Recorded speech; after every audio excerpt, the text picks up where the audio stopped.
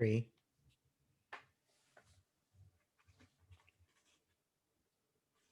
Oh, I didn't see you counting. Hello. I looked It's just a down for 1 longer second. intro we have now. I looked down for 1 second. I missed the introduction. Hi, everybody. Welcome to this week's edition of the Media Boat Podcast. If you don't know what the Media Boat Podcast is, we are a podcast dedicated to all things movies, television, video games, and music, not necessarily in that order. We talk about the news, the latest breaking news. We talk about thoughts about things we've experienced, all of that and much, much more. My name is Matt. His name is Mike. I'm Mike. He's Matt. We have thoughts and everything today.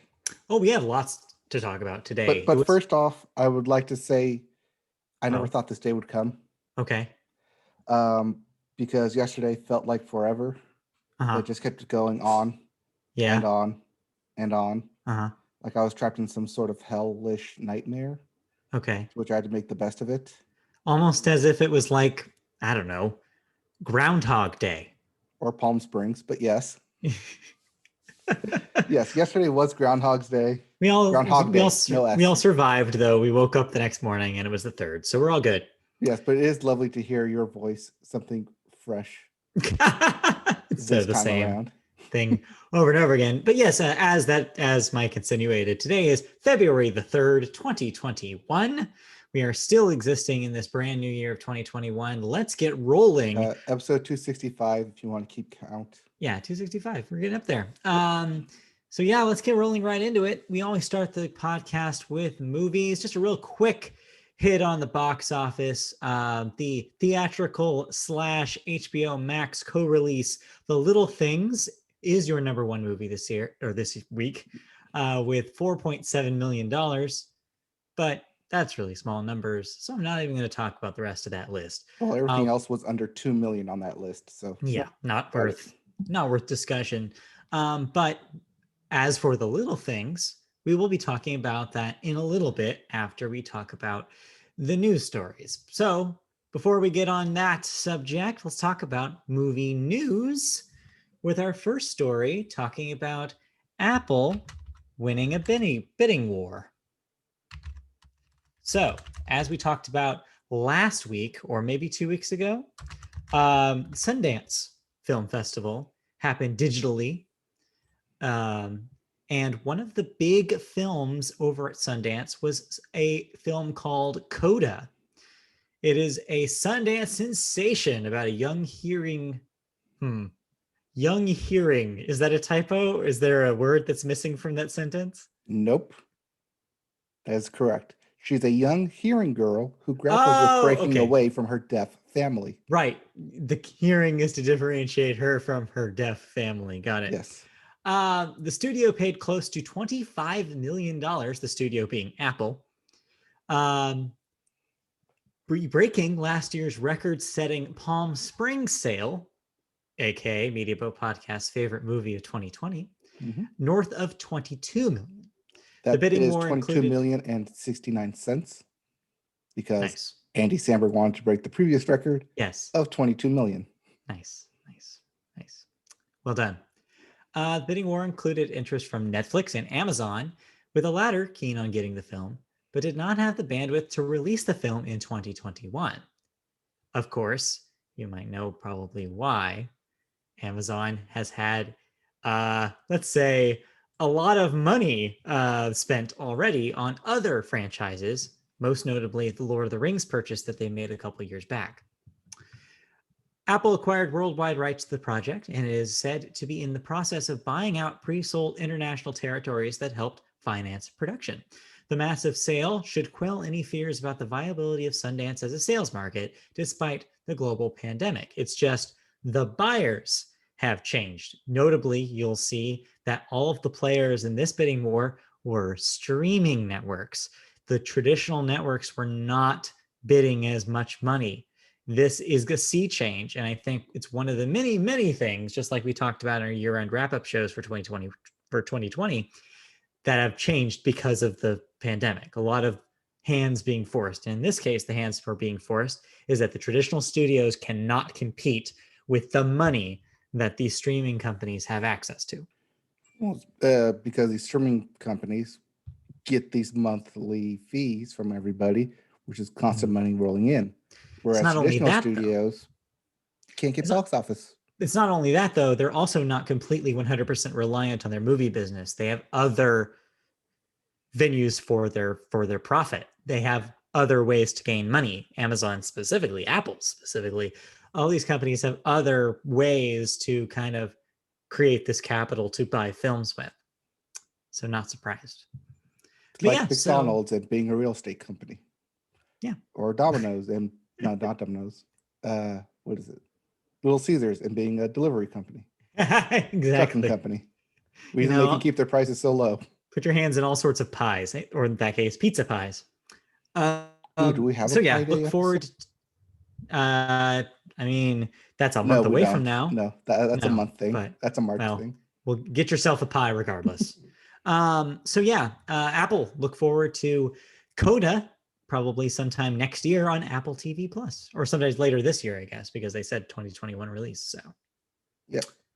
Looking forward to that. Other Apple related news. Side news, it had a pretty good weekend this past week as people decided to stream the new Justin Timberlake movie, Palmer. Yeah. We did not. Not one of those people because that movie looks super boring to me. But yeah, maybe if I hear enough good word of mouth, maybe I'll check it out because I've been on a tear doing things just because I can lately. And you know what? I might have time for it. So. We may get to Palmer next week. Oh, we have more movie news to get to.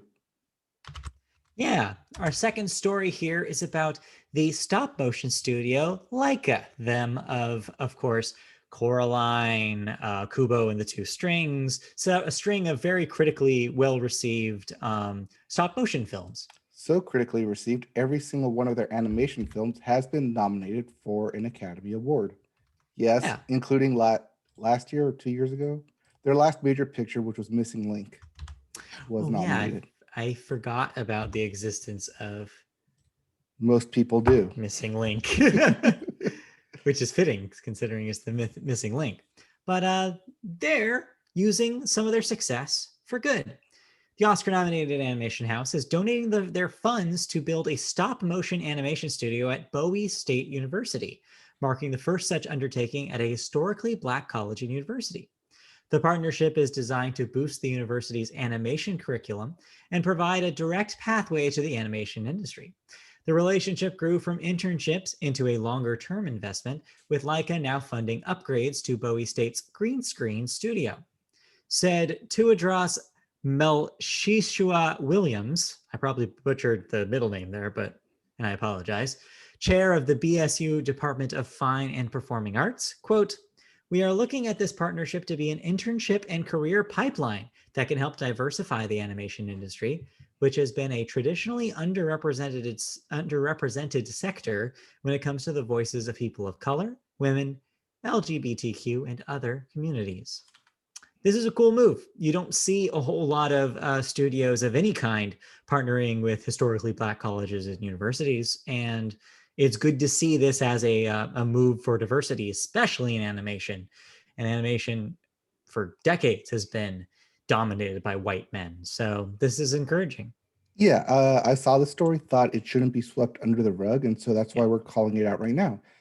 It's a bold move, and hopefully more studios kind of get in on this. That there's a lot of stories out there to tell from a lot of diverse backgrounds, and one way to do that is to get them right out of college. Yeah, and that's the other kind of half of the story is not only is it good for diversity, but it's also good for bringing in new blood. I think also the animation industry has a bad habit of being run by very old men too, and so it's good to have a little bit of younger influence in the system as well. Wasn't that Disney's code name, the old white men? Yeah, for their animation department? Yeah, Disney was the 9 old men for a reason because they were men and they were all old.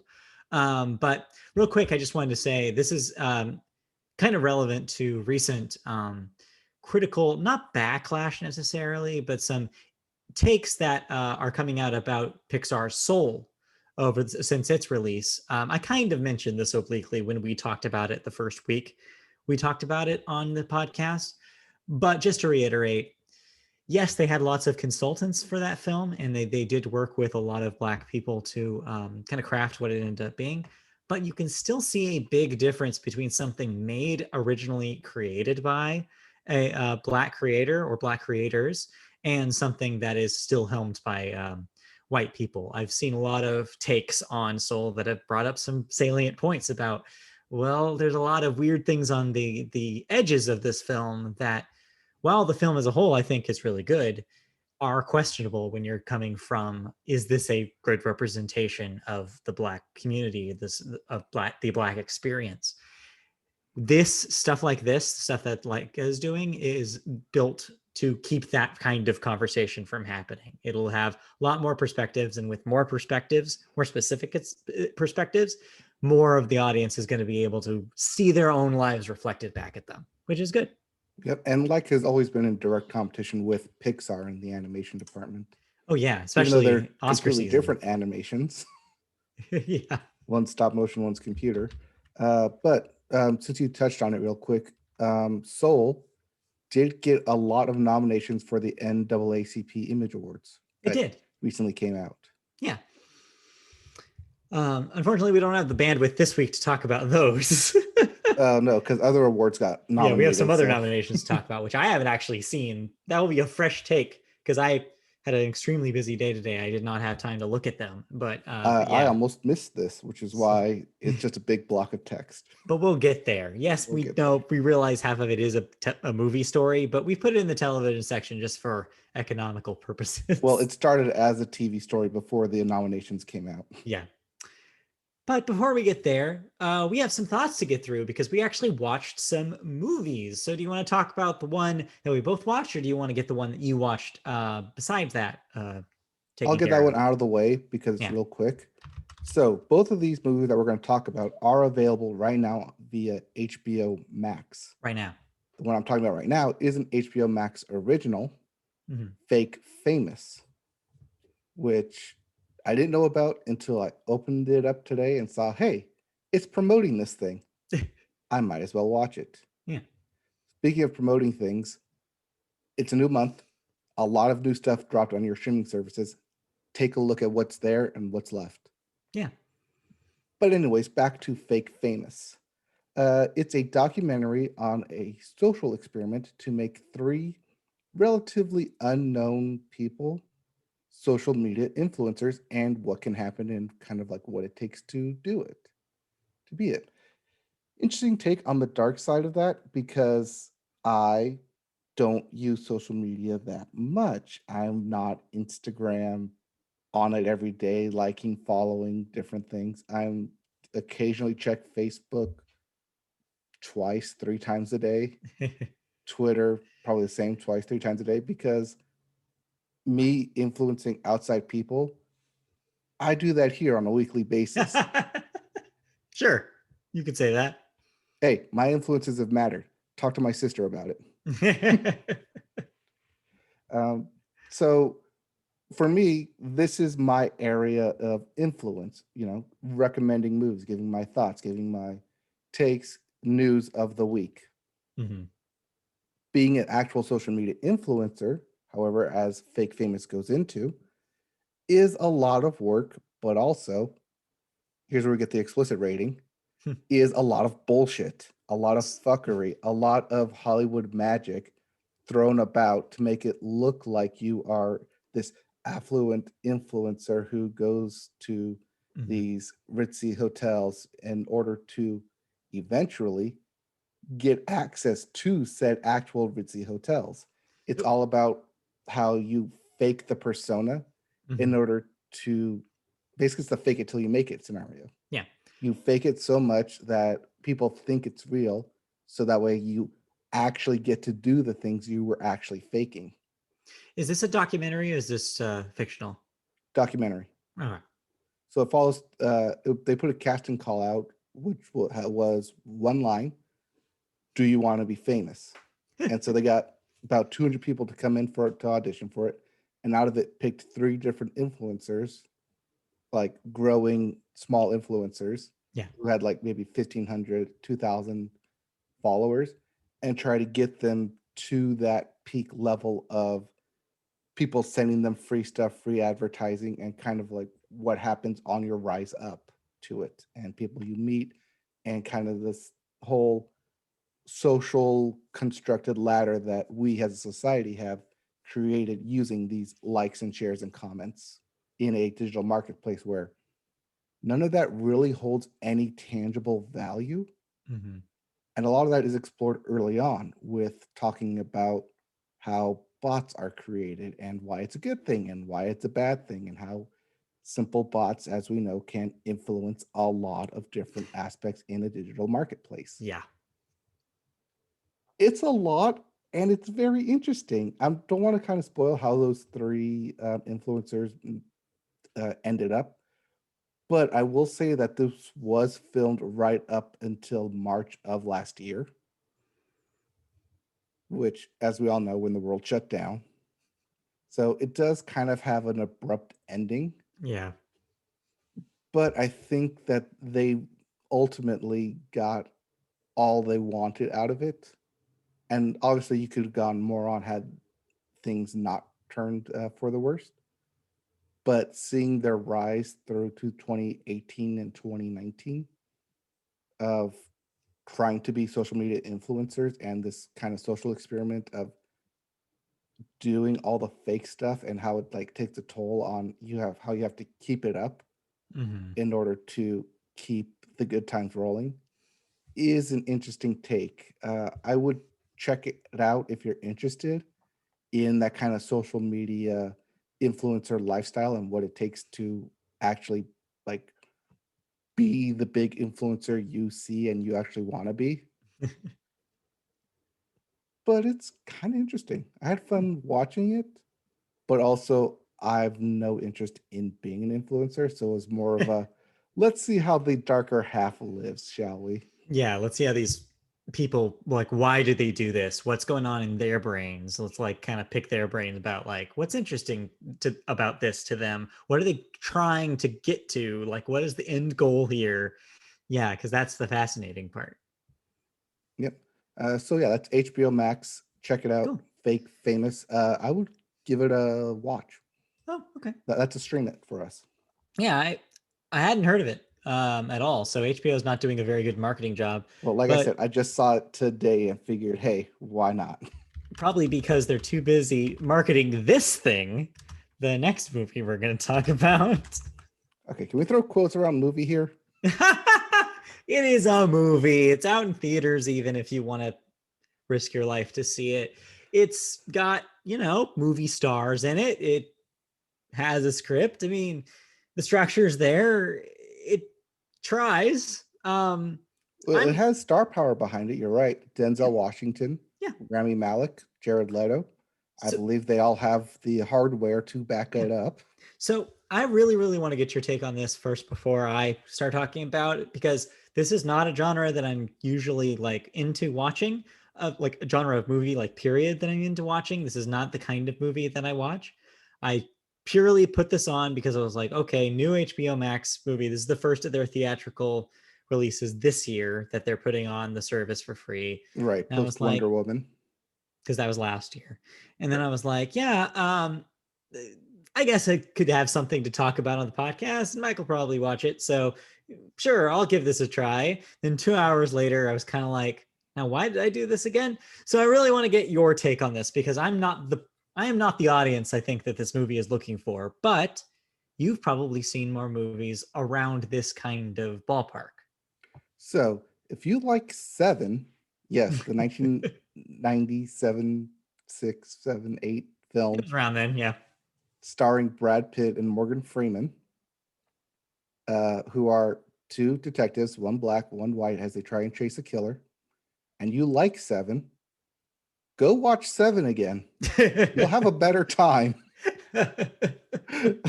than watching The Little Things.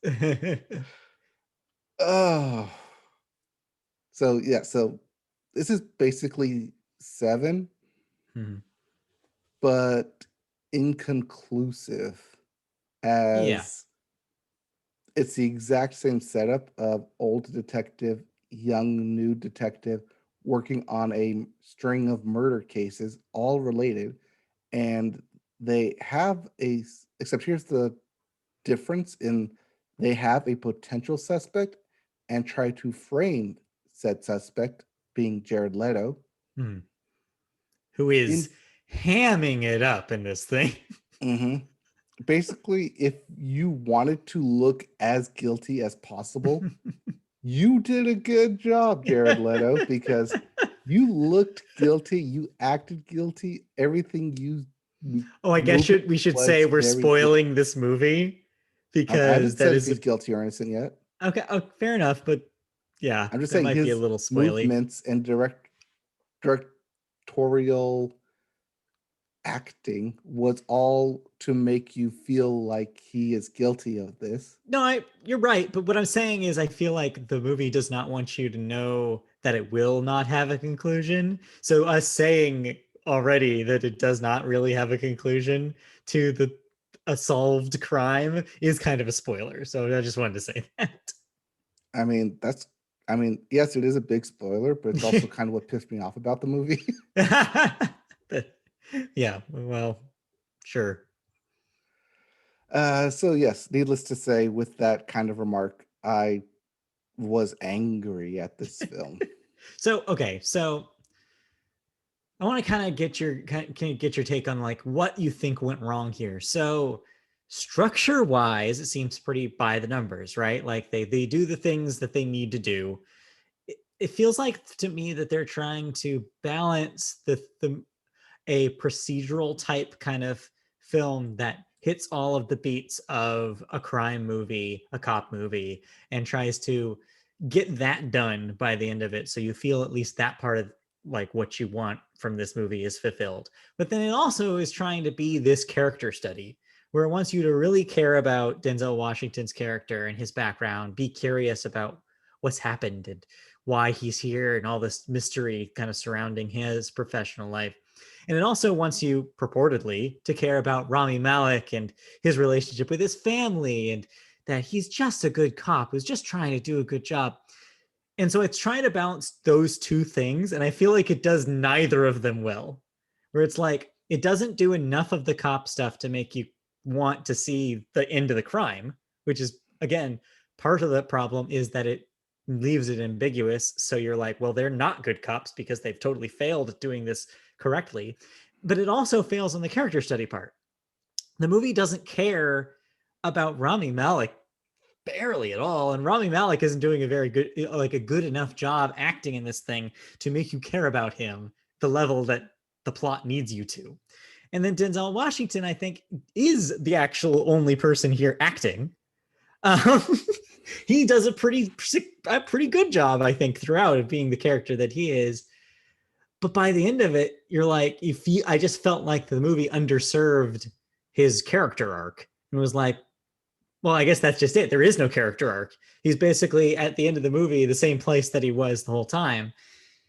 And yeah, it's just like I feel like everything that this movie wants to do, it totally fails at. Okay, I think you watched the movie wrong. Can you do that? Can you watch it? Can you Yes, watch a movie because and this has to deal with editing wrong? Uh-huh. because there's technically two cases going on at the same Right. time. Correct. You're trying to unwrap the puzzle that is Denzel Washington's past, Yeah. while at the same time trying to unravel the answer to the mystery of who is killing these girls, who's going on this killing spree, murder, homicide, Yeah. Right. like in present day. Because they're connected is the thing. That's not the thing. It's Well, no, no, okay, because you're told at one point that they're possibly connected. uh, okay, so no, they're not connected at all. They're not the Right, same murders. but what I'm The saying is point that the movie is doesn't necessarily spell that out for you. It's a slow burn. yes, Yeah, but where what you they're trying realize to that. get at is that Denzel Washington is steps ahead in this process Mm-hmm. because he's already gone down this path with his own case that you're trying to unravel of what did he do to make him leave the force for so long, Right. while at the same time going down the path that is Rami Malek, who is on this literal same path that Denzel Washington's already on, and Denzel Washington is trying to do everything he can to stop that, to take all the hits, all the blame, and trying to keep Right. Rami Malek as pure as possible, Yeah, still no. being I the good cop. Oh, don't get me wrong. I realize all of that. I figured all that out as well because the movie tells you all of these things. What I'm saying is that the movie doesn't do a very good job of making you care about any of it. Oh no, you're right about that. It's a terrible job about caring about That's it. what I mean when I say that it fails to do so, is because even though I know that it's like, oh, like in the climax of the film, it's very clear that the lines have intersected. Rami Malek has now reached the place that Denzel has. Like they are two passing trains at night, like whatever metaphor you want to use. But at that moment, you're thinking, like, you think back to the movie you just watched to get you here, and you're like, yeah, but the stakes don't feel high Was enough. the journey worth it? Yeah, the stakes don't feel No. high enough for Rami Malek because there's no scene anywhere in this movie where he's really confronting his wife and his family about the possibility of going down this dark path, right? There's oblique references to it, and there's the scene, and there's a lot of scenes with the family, but there's not really a feeling I ever got that Rami Malek had stakes, that there was enough reason for him to not do what he was going to do. And here's where Jared Leto comes into this thing, Right. because he makes the offhand comments about Rami Malek's family and children, Mm-hmm. and that's what ropes Yeah. Rami. What that's the line. Those are lines that's supposed to rope Rami Malek and the audience Yeah. into saying, "Wow, this guy is clearly unstable. He knows a lot about Rami Malek's life. He Right. must be the villain. He must be guilty. So let's do everything we can to try and nail him."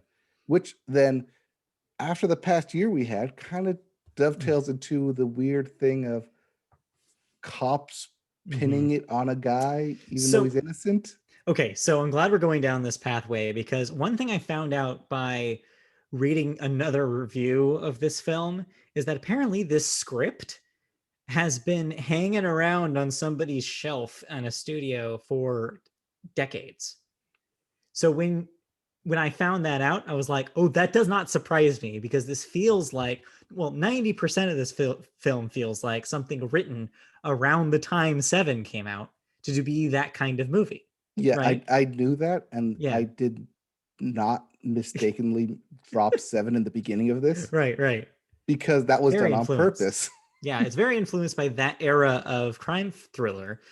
But what I think happened at some point in this movie's development, and maybe why it was on the shelf for a little longer than it needed to be, I think is maybe the reason why that ending feels like a curveball. Where there's actually a couple of curveballs. There's that curveball, and then the curveball of I don't want to spoil too much, but I feel like we've already spoiled the movie. Basically, they had to keep it in the 90s because they did it modern day. Right. Cell phones would have solved a lot of Oh yeah, things. no. This movie does not exist with cell phones, straight up. But what I was gonna say is the other curveball that they do is Denzel presents some quote evidence unquote at the in the epilogue of the film to Rami Malek's character to make Rami Malek believe that he's done the right thing. But then instead of leaving that ambiguous, the film then spells it out even further that Denzel is telling him a lie. Yeah, I thought I was going to leave it ambiguous, and then it Yeah. was like, nope, he's just going to shoulder that burden. Yeah. So what I'm getting at is I think that there were some rewrites to the end of this film that were probably last minute in the last couple of years, considering what they wanted to say about cops and what they didn't want to say about cops anymore. If Mhm. this was a 1999 film, I want to say that this ending would have been different and you would have had some finality. I think because this is a 2021 film, the film has to be ambiguous about what the cops are doing correctly and incorrectly, and whether or not it was justified that they went further than they need to be going. And I think, like, on paper, that's really smart, but from a movie construction standpoint, it causes a lot of problems with the script. And it makes the whole thing like as much as you want to care about Denzel and how much the script wants you to care about Denzel, how much they write that character literally seeing his victims talk to him, which sounds like on paper it's like, oh yeah, they want me to sympathize with him. You do not sympathize with him at all. Well, they want you to see that he has demons that still haunt him, and he doesn't Right. want that for Rami Malek. So that's why he Yeah. provides him closure while still burdening this struggle. Which, let me put it to you this way: if the roles were reversed, you would have a white man savior complex. Yeah, it's a Putting very that out different there. movie. A very, which again makes me wonder about that original script, right? Mm-hmm. It really makes me think about whether or not that original script was had the Denzel character in the way that he is now. Who can say? But also, Rami Malek is kind of wasted here. Like, Mm-hmm. I feel like you could have slotted any actor in his role. There's nothing special about this being Rami Malek here. I mean, basic white detective that doesn't do a lick of detecting or like anything physical. Yeah, he talks a big game at the beginning of the Yeah. film, and now he's like, oh, he's got the by the book approach and all this stuff, and he's like, yeah, you're right. He doesn't really do any of that. In fact, yeah, there's no like existing Rami Malek. We're not really so familiar with the Rami Malek style of crime, like crime prevention, until the film basically tells us, oh, he's not that person anymore and he's transformed. But yeah, how can you change if we didn't even know what he did in the first place? Well, they tell you that he's the up and comer. He's Mm-hmm. done the legwork, but they also tell you and don't show Right. you. There's a lot of telling in this film and a lot of plotting pacing. It just takes forever to get where it's going to go. And I get like I feel like the production design here and the editing and the cinematography. I think a lot of the production here makes this seem like it's a lot more of a prestige film than it actually is. And the rest of the movie can't keep up with the production. Mm, yeah. Yeah. All It's right. a So are it's we a pretty saying looking pass movie. on this? Yeah, I think it's a pass. I think if you have a 4K TV and you want to see some real nice looking shots, it has that. I'll say that much. It definitely surprised me in that way where I'm like, well, this is a nice movie to look at. But beyond that, there's not a whole lot going on here. So yeah, you're right. If you're a fan of this kind of crime thriller drama kind of genre, there are better movies that exist in this kind of zone, especially Seven, which is very similar to this plot. Right. If you want 90s like cops, Mm-hmm. go watch Heat. Go watch Well, Heat's Seven. a very different movie, but yes, Go it's watch a better Along Came a movie. Spider. Yeah, Go watch Silence of the Lambs. right. Yeah, If you there's want a satisfying conclusion. better versions of this movie. So yeah, it's very by the numbers. It's fine, but it's not anything you need to rush and see. That's why it's a January release. Yep, January. Any other movies before we move on to television? Nothing that I watched. But there's plenty to I be mean, there's a watched. lot that I'm going to watch. Right. There's plenty to be watched in the future, though, as we move into television. And we start with the Sports Corner, because, yes, everybody, it is the big time of the year for sports. It is almost time for the big game. And we have to say the big game because we do not have the express written consent of the NFL. Yes, the very large game, the superb owl, whatever you want to say, whatever you want to call it. Um, Here's some bits that we've collected for you, our So this audience. entire sports corner is all dedicated to the big Yeah, game. yeah, Nothing else in sports really happened or really mattered. yeah. I Oh, mean, other except for one sports thing. continue. And they Okay, what was? continue. One side note, real quick. We had Yeah, brought up the Angels dugout manager right. Yes, yes. a couple of weeks ago who sued the Angels for being wrongfully terminated. Yeah. Um, the court is dismissed his case because it's not technically wrongful termination if you're helping the other team. Okay. So He'll be appealing that, I assume, but also money and lawyers. Yeah. So this may end up being just like another MLB swept under the rug Right. type scandal. I mean, it's very clear that this has not been picked up this has not picked up steam as much as we thought it was going to, Mhm. which means that, yeah, people are ready just to not just ignore it like it never happened. Yep. And the president of the Tokyo 2020 Olympic Games is holding steady in having the 2021 games with the IOC, even though Yeah. privately they've said that they are willing to cancel it. I think ultimately the call is going to come between I think it's going to be either they just ship the athletes there and there's no crowds and they're very particular about what events happen and when, or they just get canceled. I think those are the only two ways that they happen this year, or I think you only see way. come March what the numbers look like for vaccinated people Mm-hmm. compared to Yeah. current infection rates, and then that'll give them a 3 to 4 month window to give a final opinion. You might also even see a severely limited amount of countries competing depending on what countries, like those countries' numbers. I would Right. imagine that as Mm-hmm. well. All right. Let's get to the big game now. But yeah, it's time to talk about football though, because yes, the one football game me and probably a good chunk of people watch every year is coming this Sunday. And here's the news that we know about it right now. The cover athletes from Madden's 17, 18, 19, and 20, the before this year's Madden, the last four Maddens will all be playing in this big game this weekend. Yes, that's Antonio Brown, Gronk, Tom Brady, and Patrick Mahomes. Yeah. So yeah. It's also a 3-1 slide of teams they're on. Yeah, yeah. But hey, it's been weird. It's been weird last 5 years in football.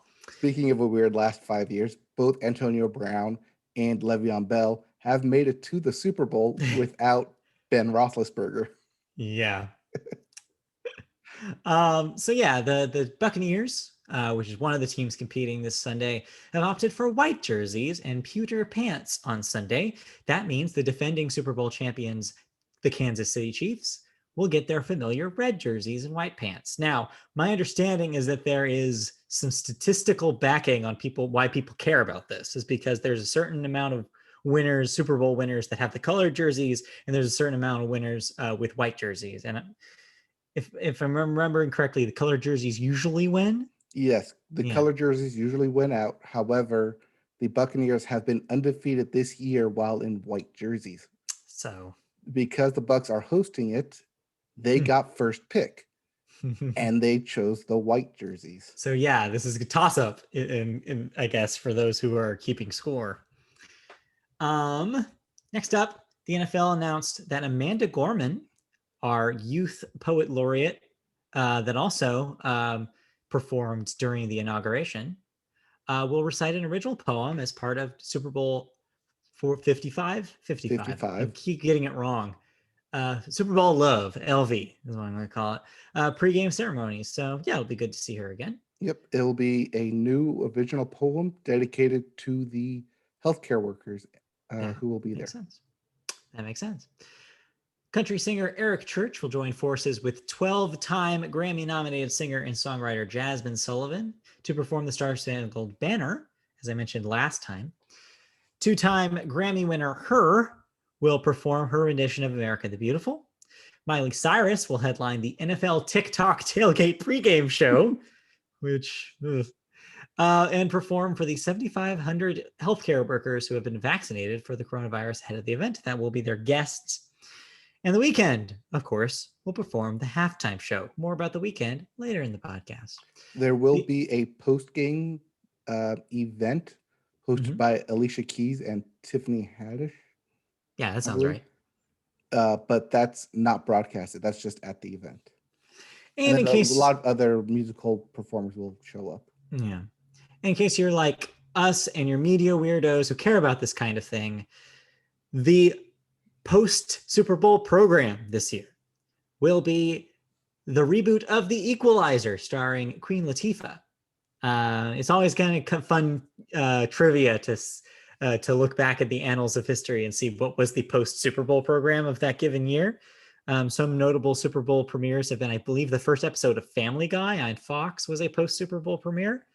So yeah, just a who's who of television programs if you look back in the books. Usually, if you're hosting it, you give whatever big Mhm. named show you currently have Yeah. the lead in from the Super Bowl. Actually, now that I think about it, I also believe that the pilot for Glee was also a post Super Bowl thing. I believe That last year sounds it right. was on Fox, and it was the second or third season of The Masked Singer was I the believe lead in. you're right. I believe the Masked Singer was the thing last year. So yeah, always a weird trivia thing. I would love to do like a at a pub trivia thing. It's to see like what shows were after what Super Bowls.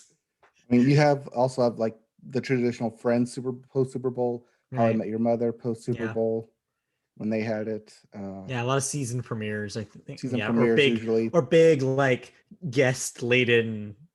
There's been several Simpsons episodes over Yeah, the years with big guest stars, stuff like that. So always fun.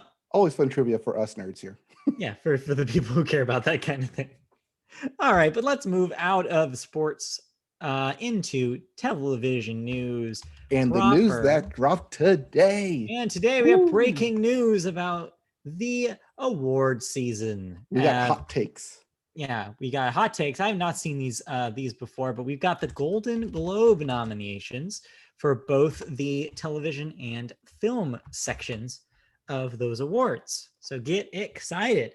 78th annual Golden Globe Award nominations have been announced. The top contenders in the motion picture drama category include The Father, Mank, Nomadland, Promising Young Woman, and The Trial of the Chicago 7. In the musical or comedy category, Borat subsequent movie film, Hamilton, Palm Springs, Music, and The Prom will duke it out. The top TV categories include Emily in Paris, The Flight Attendant, The Great, Schitt's Creek, and Ted Lasso. In the musical or comedy field, wow, The Crown, Lovecraft Country, The Mandalorian, Ozark, and Ratched lead the way in the drama category. So notice how our favorite films and TV shows from the past year all made it on this list. Yeah. I'm hoping that they have a chance here. I think that Schitt's Creek has probably some momentum going into this, They have the easy way in, yes, from unless there's sweeping the a Emmys. unless with a big surprise Ted Lasso pull. I don't see Schitt's Creek losing in that category. As for the movies, this is a toss up to me because I feel like in the drama category, like the only one with the two with big names behind them that are clear to me are Mank and the Chicago 7, Both are Netflix films. and that's both Netflix. So if you want to get controversial and maybe shut the streaming out, but I don't know, maybe after a year that 2020, maybe that doesn't matter anymore. But yeah, I don't know. That's a weird one. And in the musical comedy category, that's a toughie too, because yeah, as much as we love Palm Springs, I don't know if it has a chance. I think Borat is the audience winner here. I think Hamilton is maybe like a possibility, but it will depend on whether the Golden Globe voters think that it belongs there. Right. And note that as we talked about, Hamilton this is the only place where Hamilton can win a Yeah, Best Picture right. category as it's Yeah. not being submitted to the Academy Awards. So yeah, who knows about that? I So say yeah, I give it don't the know. win. It's a weird year. It's a weird year. And until we see what the Oscars do, it's going to continue being very weird. But that's not all we have. Netflix dominated the competition for the entire night with 42 total nominations for its movies and shows, including the aforementioned Mank and Trial of Chicago 7, The Queen's Gambit, and The Crown. Amazon, home to Borat and Small Axe, followed with 10 nods, while Hulu also picked up 10 nominations for Fair Like Normal People and Palm Springs. After being historically shut out of the director category, female filmmakers have the majority in the race. Emerald Fennell, director of Promising Young Woman, Regina King, director of One Night in Miami, and Chloe Zhao, director of Nomadland, all got nods, alongside David Fincher, of course, for Mank, and Aaron Sorkin for the Chicago 7. This year's ceremony will see Tina Fey and Amy Poehler return to host the ceremony, just like back in 2015, but they won't be in the same room together. Instead, Fey will be broadcasting live from the Rainbow Room at the top of Rockefeller Center in New York City, while Poehler will be hosting from the Globe's usual spot inside the Beverly Hilton Hotel in Beverly Hills, California. This decision to have them at opposite coasts comes as the Hollywood Foreign Press Association, NBC, and the Globe's producers, Dick Clark Productions, continue to iron out plans for this year's award show and adjust to the realities of mounting such a telecast during the COVID-19 pandemic. Less travel, of course, safer for everybody involved. By having two production bases on both coasts, this should allow for more opportunities to include talent working on the East Coast or in Europe who might not otherwise be able to travel to Los Angeles, especially at a time where Los Angeles is still experiencing peak levels of COVID-19 contractions and deaths. The ceremony will be live on Sunday, February 28th at 5 p.m. Pacific, 8 p.m. Eastern on NBC. So, yeah, not a whole lot of surprises, I don't think, in this list here, except for the fact that I guess this, again, 2020 kind of forced the hand in a lot of cases, and we're seeing a streaming domination, not unlike the cable domination we started seeing in the early 90s. Yeah. I mean, like we said, Netflix with 100. What is it? 42 total 42. nominations. Yeah, nobody even touches that, which is, yeah, you don't, it's very telling that you don't see a whole lot of network representation anywhere in the TV categories here. Mm-hmm.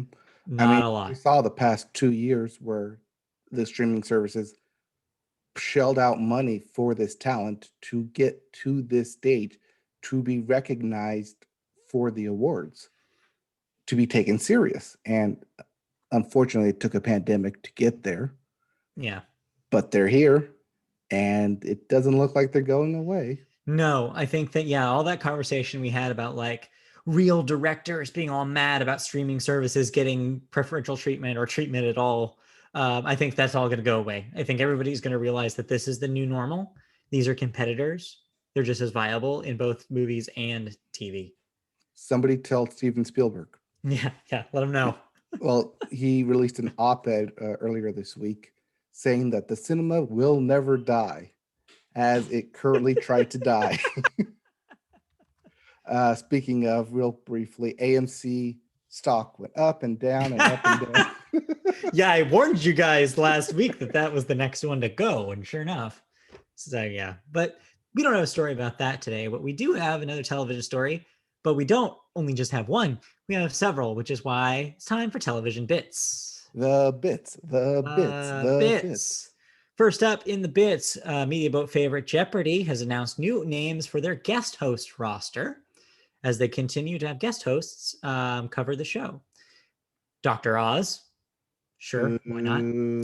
Anderson Cooper, sure. Savannah Guthrie, sure. Dr. Sanjay Gupta are all next up in the running. So they went to that CNN well. Sure. Yeah, I guess. Why not? I mean, Anderson Cooper was kind of expected. People have been pulling his name out from social media for quite a while. Not surprising. Same with Savannah Guthrie. Yeah. It's easy. It's easy gets. I think the weird one here is Dr. Oz because I feel like everybody hates him. Yes. So don't be surprised if we see him not be an official host. Yeah, we'll see. And when he does, we will have called it here first. Yeah. Name us first. Next up, a little spoiler for people who are watching the English dub of Pokemon Journeys, like me. Oh, sorry. Should I not put this here? No, it's too late. I already read it. Honestly, though, okay. This is my chance to talk about Pokemon Journeys real quick. Okay. When I first started watching it, I was like, oh, this is kind of a unique take. I like that they're going to different regions and that it's not like necessarily that much of a like overarching plot. It's kind of going back to this like compartmentalized show with very loose connections. Yeah, well, the actual practice of watching it has made me dislike that premise because I am getting so tired of this premise of this season. We're only in the second big drop of Netflix episodes here in the United States. Um, but I just don't care. I don't care. I'm thinking back to when I really liked the series, and I feel like there's only a handful of times that I feel like they've nailed what they're going for. And this is doing the opposite of that. I feel like when Pokemon series is good, it's because you care about the characters. And honestly, I don't care about Go one lick. Matt, you're old. He's a terrible zoomer who does not follow the rules of catching Pokemon. You Matt, you're have to old. weaken the Pokemon to throw a Pokeball at it. This is not Pokemon Go. This is not Let's Go Pikachu and Eevee. I'm sorry, Go. You're wrong. Anyway, apparently the news that you put down here is that he catches a Suicune. Well, you know what I think about that? He doesn't deserve that Suicune. Apparently, the internet thinks he deserves the Suicune. Well, the internet is wrong. If the internet likes Go and anything that he stands for, they're incorrect. Just saying. Hashtag not my Pokemon. Yeah, exactly. Not my Pokemon trainer. So yeah, I don't know how much more my time I'm going to give to Pokemon Journeys. Oh no. I might just rewatch X and Y. Hey, the good That ones. was a good run. Well, X, Y, and Z because that Yeah, includes the whole thing. tournament. The whole thing. Yeah. I miss that era of the show. But I'm probably outnumbered. But anyway, Yes, kids are growing up faster than you are. something like that. Next up, while we're on the subject of Nintendo video game shows, Nintendo is in the news this week as some scuttlebutt was revealed about why that Netflix Legend of Zelda show was canceled. I remember hearing about that there was a Netflix Legend of Zelda show planned alongside a Star Fox series that College Humor was helping the company develop. Both were canceled because of, you don't have it here, but I read something about No, this, it was the leak. and The it was fact about the that it fact that they was got leaked. And Nintendo was like, wow, our stuff can be leaked so easily. Well, screw this. And they just canceled all of these projects. Yep, they pulled all projects from everywhere. As soon Right. as that one leak came out that it was in development, they're like, "Oh, I guess we can't trust you with our secrets." Yeah. Yoink. Yeah. My take on this is that this is probably for the better because I don't know if we need a Legend of Zelda series to kind of muddle the waters about what the Legend of Zelda series already is. I think if you had a Witcher style Netflix show, I don't know. I was That's going what to we say want. that's probably where that money came from for The Yeah. Witcher. I would imagine. They were like, well, let's get something similar in this vein, but maybe a franchise that isn't as afraid to go to an adult place. And hey, The Witcher is there. So, Right. So think The Witcher if Legend of Zelda, and that's yeah. kind of what you would get. But because it's Nintendo though, they would have watered it down to a family friendly kind of Mhm. place. And I don't know what that is at that point. Like, what You is the can't have audience for that? Link actually slash people. Oh no, I'm God sorry. I no. mean, you can't have Zelda actually hurt people. She could. She's hurt people in the past. She's mean with those light arrows. Baby, don't hurt me. Don't hurt me. Anyway, No more. let's move on. Next up, HBO Max released some numbers. They've reached 37.7 million total subscribers and 17 million active subscribers. So that's a big jump from last time we reported some numbers. They were worried Yeah, they were coming out hovering of, around 20 million in October yeah, when that investor meeting came out. they were worried about sustainability when they reported this last year. And it looks like their worries are more or less not the case anymore. It looks like they're improving. Well, they got that Wonder Woman bump from Christmas. And I'm sure. as I mentioned, if you didn't get it last Yeah. year, if you got Disney Plus last year, The movie bump. you got HBO Max this year. The movie bump is key. I think that we're going to see that's going to help them throughout 2021 for sure. Now, I want to see the numbers after people watch the little things. And After if Wonder they Woman want and the to little keep, things. yeah, if they want Like, to I don't keep know it, if I want this anymore, guys. Yeah. Oh, but I can't wait for Tom and Jerry, right? oh, that's right, that's their February release. Oh Oof. boy, get Oh ready. boy, That also looks like a I don't know. We'll see, I guess. it's Chloe Grace Moretz. Yeah, sure. That thing looks like it came out of a alternate 1997. Like when I saw the trailer for it, I was like, how did this movie not already get made in this exact way? Like Like, following Space Jam yeah, how is and this not a reaction to Looney Space Jam? Tunes or Looney Tunes back in action. Yeah, I don't know. Weird. Anyways, let's keep going. Next up, Disney. They've made a 5-year overall executive television deal with Ryan Coogler's Proximity Media, and they will be developing a new television series based on the Kingdom of Wakanda for Disney Plus. So, more stuff in the Black Panther universe coming from Ryan Coogler's team.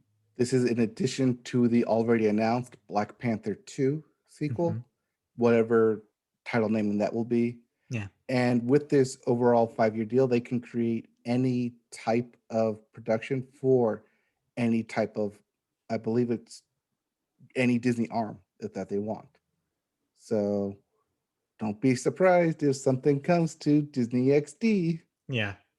because that's where they put all their experimental stuff. Yeah, bury it where nobody can see it. Speaking of experimental stuff, And burying it where you can't see it. yeah, hopefully. Yes, we had previously reported on this podcast that video game television network G4 will be making its return this year. And now they've confirmed that their two flagship shows from back in the day, X Play and Attack of the Show, will both be returning to the network and will be returning in summer of this year. No word on the cast for this, whether they will be returning with the same hosts. I'm kind of crossing my fingers that it's a different crew. I believe the only Be, returning one is Adam Sletzer. really? See, that's what I'm kind of hoping is that they didn't bring Sessler back, but okay, sure. I think he's the So only one confirmed because he did the ad saying G4 was coming back. If you want to be a part of X right. Play, Well, he's been send it involved in the here. marketing. Yeah, he's been involved in the marketing. He was involved in, I think, some of the talent search that they did. Yes. But I don't believe he's been confirmed to be a host of the new program. In fact, if anything, I believe that he said that he would like to not be. Just But produce it. yeah, I think he will have some sort of creative role. Okay. Yeah, I just want to have them do what they said they were going to do and get new blood infused into it, as opposed to bringing back the old fogies. Because Hey, we're new blood. Hello. no, Hello. I don't have the dedication to do that. Also, I am Hey, you not have the commuting to dedication to do Los this every Angeles. week. Yeah, but I'm not commuting to Los Angeles and wearing makeup and the whole 9 yards. Hey, This is good the thing extent of what I everything want to do. gets a teleconference now. We'll Just see. slap some G4 logo on this stream and Yeah, you're good. put it on there. Yeah, so yeah, I'm conflicted by this whole G4 thing. I'll just say real quick, because I was a big fan of X Play back in the day. I used to watch it all the time back when it had new episodes, and I really enjoyed it at the time. But now we have the internet and But YouTube. yeah, I feel like there's no role for it, especially with the way that the video game industry pivoted. Now everything is X Play. That's the thing that happened since X Play. Like since G4 went off the air, the entire industry pivoted to video. Like, bring that old chestnut back. Like, but it's true. Like with streamers and pioneering websites like Giant Bomb, there's no place really for something like a television network for video games that there used to be. That only existed and was as successful as it was because it was filling a niche that didn't exist. Now everything is that. Right. I mean, you could probably get away with doing exclusive interviews, but you only have so many interviews to go through with a team before Yeah. something gets released or leading up to a release. And that if they're going to do it, they're not going to do it in the way that some of the interview based like kickstarted kind of companies that we see now can do it. Like you're not going to have like the level of Danny O'Dwyer's No Clip, getting into the studios and actually like sitting down with them like for years. You're not going to see that dedication for something like G4. So that is not even like, I think, an angle that they can really do. I think the angle that they have to go for is is to kind of remind you of the tone of those old things as opposed to actually delivering fresh content. I think it's 100% reliant on who they get. So we'll Well, like I see. said, get us, and you have fresh content every week. Sure. And the other thing I will say here is I think that the entire concept of Attack of the Show also does not exist in 2021. That's YouTube. Like Yep. it doesn't you can't do that anymore. Like you can't just have a show where it's like, I don't know, we have people talk about whatever's happening right now. No, it's like that is covered by literally everybody, including us. Hey, if the Muppets can get rebooted, G4 can get rebooted. I don't know. And Anyway. did Muppets Now work? I think we have our answer. Let's keep it that ambiguous. I like that. And our last story in the bits here. ABC, speaking of reboots, ABC is moving forward with that Wonder Years reboot we mentioned last week. So there you go. Was that last week or was that like last year? I don't know. Time doesn't exist. We talked about it before. That's all I know. Yeah, where it's still the same 50s, but instead covering a black family in Atlanta, Georgia, Yeah. going through the 50s and 60s, just the exact same time period, just a different family, which Right. could be good. A lot of We'll stuff to see. cover in those time periods. Turns out. Okay. Television. We watched some of it. Let's talk about those shows that we watched. Okay, let's talk. Where do you want to start? I don't know. I'm guessing that you have a season finale to talk about. No, mid-season finale. Mid-season finale. My bad. Let's talk about that first. All right. So I decided to pick up Zoe's Extraordinary Playlist and kind of binge the past 5 episodes I think they're into now. So Okay. I'm all caught up with this current season. It picks up 6 months, 6 weeks. Some time has passed. It's been Not 1 week. They make that clear. Sometime since the season finale of the first season, okay. where her father had passed away, and so she was in a grieving period and not wanting to leave her house, and just basically kind of shelled up and took all the time she needed to go back to her cushy paying job. Still kind of in the love triangle, even though that's kind of subsided. But the reason I'm bringing it up now for season 2 is because they are doing what a lot of shows are currently doing in talking about present topics, Mm-hmm. stuff that is present in the workforce, including female programmers, including lack of diversity. And it's in an interesting way because Zoe has these powers where, as the premise goes, people will break out into song randomly to sing their thoughts. It presents this really interesting door of stuff you don't talk about, but because it's presented in song style and in songs that you know, it's easier to convey that underlying drama Mm-hmm. that normally would be either swept under the rug or kind of like hinted at, pushed aside. They bring it forefront and they bring it in a big musical number brought to you by Mandy Moore. Not that Mandy Moore, Yeah, not that many. but our favorite Mandy Moore. So it's still doing the thing. So okay. You tried to get back into this. I So think. no, I haven't. And the reason why I haven't is because friend of the show, Christy, has also been watching this as it's been continuing. And she's kind of more or less told me this, but I want to get your take on this. One of my problems with the first couple episodes of the show was that it was the tonal whiplash, Mm-hmm. where I feel like it wants so badly to be this fun show with all these musical numbers, but it also has these characters with very, very dark themes and things that are happening in their lives. There's a lot of drama happening in the background, especially with the family, especially, and what Mm-hmm. you're saying seems to continue that. So Christy was also telling me, he's like, oh yeah, no, it just continues doing that. It tries to balance in a way the drama stuff with the lightness of the presentation. And she was telling me she doesn't think it nails that balance most of the time. She was saying that if my problem initially was that you do get the whiplash from it going back and forth, she said it just gets worse. Do you agree with that? The Whiplash has kind of toned down for season 2, Okay. but it is still very much present in a Whiplash form because, as the show is, you flat out break into song. Right. So that is a tonal whiplash of I have this heavy confrontation with my job of doing what's right for me and what's right for the company. How do you tiptoe that line? What's right Mm-hmm. for my life and what's right for what I want right now? And then you break out into song. And then people have, want to keep emotions bottled up, but because she has this power, it's brought out abruptly into song. Yeah.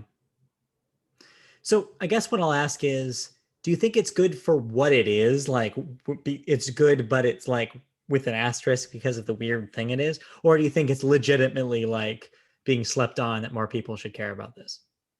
As I said in my season wrap up, that it's a good premise, but the payoff ultimately, I don't know if I wanted to take that whole journey for that like ending payoff for it. Yeah. Kind of the same thing. They do introduce a lot of new characters, and I think that they are filling out quite a diverse cast for season 2, Mm-hmm. um, which is good to see on TV. Don't get me wrong, that's Sure. good to see. Yeah. It's it is that tonal whiplash of going straight into musical number after trying to hide what I'm really feeling and thinking. When, as an Mm-hmm. audience, you kind of already get that because they're like going, okay, whatever you say, boss. When you know that that's not what they think, and then immediately go into a song and dance to spell it out for you in Okay. case you missed it. But yeah, you Yeah. still have that tonal whiplash. Okay. Yeah, I'm not sure if I want to go back to that thing or not then, because I don't know. Like I feel like I want it to pick a lane, I guess is what I'm saying. I want it to either be a drama or be a comedy. Nope, because you have the full spectrum of the musical history Sure, to choose but from. I'm sorry, the entire spectrum of the Universal Music catalog to pick from. yeah, I guess. But what I'm saying is like I feel like shows that are I lost my focus here. Shows that I think that just other shows have been able to do the balance better than this one has, at least in my experience. I mean, you could be right. You probably are right. Most of the time, you are right. I don't know. I wouldn't go that far. I But don't know. I'm I think you me, need to go a little so bit further because you're kind of I focused. know. I don't know what's wrong with my focus. You lead forward and then I it tries to know this readjust. autofocus camera that has its downsides. All right. Well, I told you about my downside. Tell me about the show that you watched. And is this or is this not a cartoon? it is a cartoon. How'd you know? Because the name is Kid Cosmic. So yeah, I just want to talk about this really briefly. The whole season is up on Netflix, but I only watched the pilot.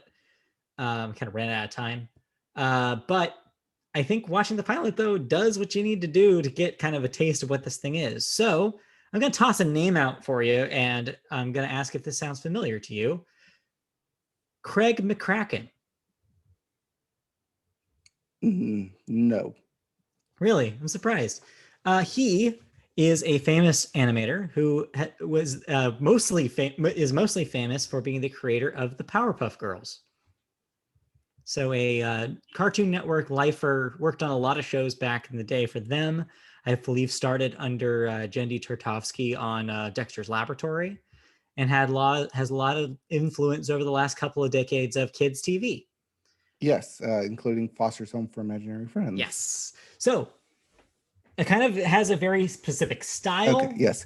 His animation is familiar. The name Okay. was not familiar. Well, anyways, Kid Cosmic is his new gig, and this is over at Netflix.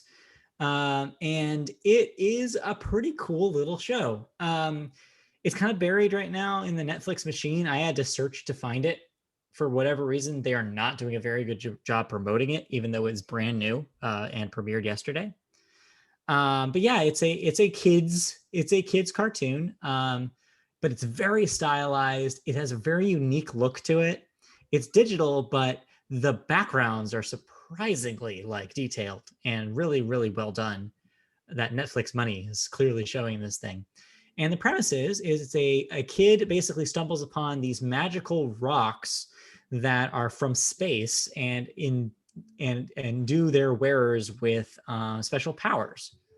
So there's one that makes you. I know it sounds familiar, right? It's very, very clearly like riffing off of the Infinity Stones from the Marvel comics and other existing kind of sci-fi fantasy tropes for sure. And with their powers combined, they bring you Captain Planet.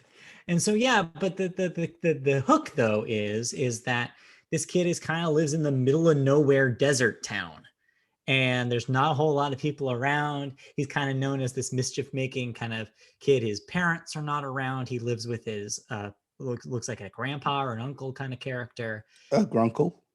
if you will. And yeah, and so the pilot basically has him discovering these rocks, discovering how they work, and kind of starting on this adventure this to create a superhero team with other people in town.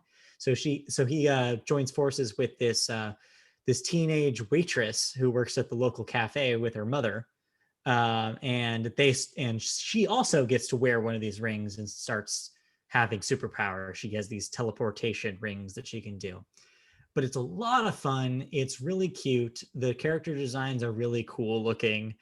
It's not all the way in the Powerpuff Girls style, but you definitely see a little bit of that Craig McCracken look to it.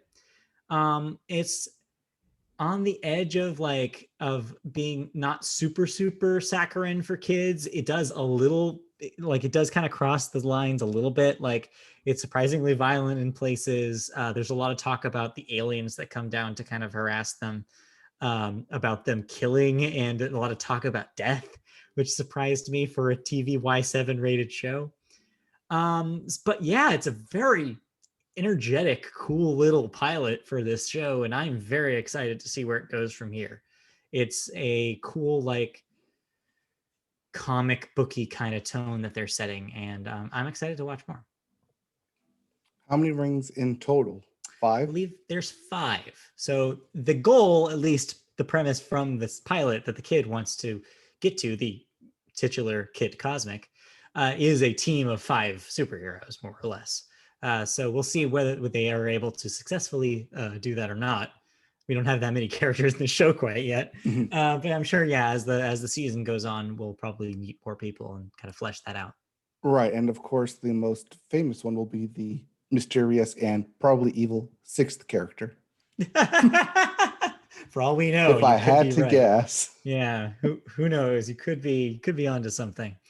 But yeah, it's neat. It's on Netflix, so check that out. And lastly, real quick, I just was speaking of comic books. I want to mention something that is not new, but I have been watching, doing some catching up on because I was recommended it by some people. I finally dug into that formerly DC Universe, now currently HBO Max, Harley Quinn cartoon. Okay, the Harley Quinn. Yeah, I had heard some good things. It was on my radar, but I hadn't actually like tried it out. It is the opposite of Kid Cosmic. It is very much not for kids, Mhm. um, but it is actually really, really good. Really? Yeah, I'm actually kind of shocked how much I'm enjoying this thing. The pilot's kind of misleading. Stick with it though, because it's not the thing that you think it is when you first started watching it, but it is really well written. The jokes are really good. I don't know a whole lot about DC Comics, so a lot of it probably bounced right off of me and might be better enjoyed by somebody who would get all the weird little references and Easter eggs going on in there. So I suggest that you watch this because you're going to be able to look through it in different lens than I can. But even me, like, I really enjoyed what they did here. I binged all the way through season 1 in a week. I had Wow. season 2 to get through. That's how much I was watching this thing because I'm really enjoying it. Okay. And season 3 premieres later this year on HBO Max. So it's So this prepping is me you to get ready telling for me that. to watch it. I think you should check it out. Like I said, the pilot at first is, I think, intentionally kind of abrasive because they're very clearly trying to state, okay, these are all the things we can get away with. But once they kind of get past the extreme, like, this is what we can get away with part, you actually get to know the characters, and it does a really good job. I've never appreciated Harley Quinn as a character before, but they do a good enough job here to make her fleshed out and feel like a person. And her relationship with Poison Ivy is a really interesting dynamic. And they do a lot of cool things with the DC universe that I haven't seen before, with like Batman, and it's but it's all tongue in cheek and it's all played for laughs. So it's but there are moments of surprising emotionality with it. But yeah, I'm having a really good time with that thing, and I'm excited to get through season 2 next. Okay. And just real briefly, Mhm. because it's the first of the month, and as I mentioned, check your streaming. Check your Batman, streaming. The Brave and the Bold, the Yeah. animated series on HBO Max. Yeah, and it seems like all of those Batman cartoons, for the most part, are somehow one way or another showing up on HBO Max, so you can more or less get all of that Batman content. Yep. All right, anything else we want to talk about that we've been watching on television before we move on? Nope, but I'll talk more about the big game and thoughts about that next week. Yes, we'll get there. Big TV week coming up. Mhm. But before that, let's talk about cancellations and renewals. All right, what am I no longer watching? Well, up top, Hulu has said the third season of Shrill will be its final season. Disney XD will also have its final season of the Big Hero 6 animated series after its third. CW has canceled Trickster after 2 seasons. Well, it's a BBC show or CBC So, show and Canadian broadcast, and they're canceling it. so I guess by proxy. Yes. Netflix has said that On My Block's 4th season will be its final season as well. CW announced their annual slate of renewals, and most of their shows are coming back, including All American, Batwoman, Charmed, DC's Legends of Tomorrow, Dynasty, The Flash, In the Dark, Legacies, Nancy Drew, Riverdale, Roswell, New Mexico, and the most recent of the CW lineup, Walker, that reboot of Walker, Texas Ranger. There's a reboot of Walker, Texas Ranger? That's what that thing is. Yes, believe it or not. No Chuck Norris this time. Well, then it's off my radar.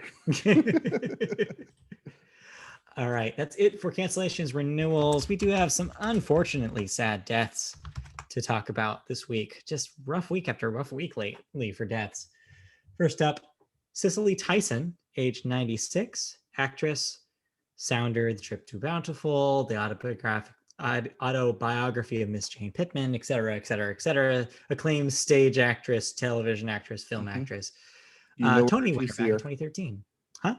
You know her when you see her. Yeah, definitely. In fact, weirdly enough, a friend of the show, Christy, was blogging for a librarian conference just the weekend before this happened, and she was a speaker.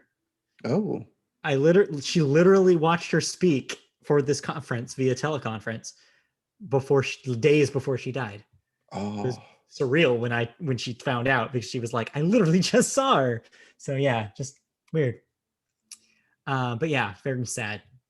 Next up, Mark Wilmore, age 57, comedian and screenwriter, worked on shows such as In Living Color, The Simpsons, and F is for Family. I'm actually familiar with some of the Simpsons work, so this one was pretty sad.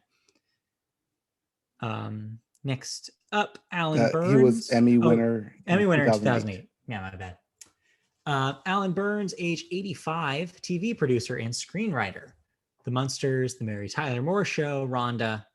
Emmy winner back in 68, 71, and 77. Then lastly, the one on the millennials radar, I think, this week was Dustin Diamond, Screech from Saved by the Bell, age 44. Kind of had a rough last decade, I want to say, about as it comes to his image and things that he chose to do, but ultimately still sad because of how young of an age 44 is. And yeah, definitely a television icon for a specific generation of people who grew up with his character. I believe he was coronavirus. I don't know if it was related, possibly. I think so. I think that's what I saw in Dust and Diamond. Well, regardless, it's time to flip this script over and talk about music. And I hand this on the flip side over to you. And I catch it on And the flip side. Catch it on the flip side. Anytime now. No, sorry. Small cell. He died from small cell Oh, right. carcinoma. Yes, it was cancer. Yes, cancer. All right.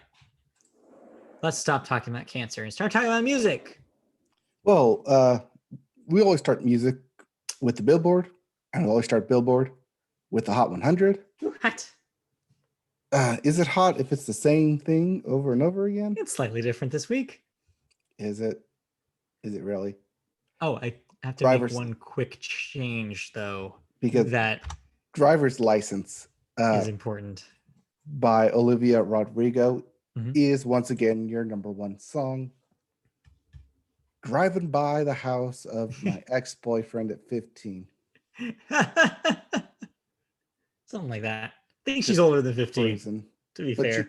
This is her first driver's license, so she's 15 or 16. Hey, as someone who got their driver's license at 22, I will challenge that assertion. Just saying.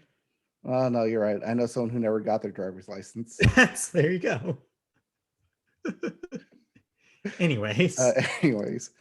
Number 2, Mood by 24 Golden featuring Ian Dior. At number 3, Blinding Lights, which will be performed this Sunday by The Weeknd.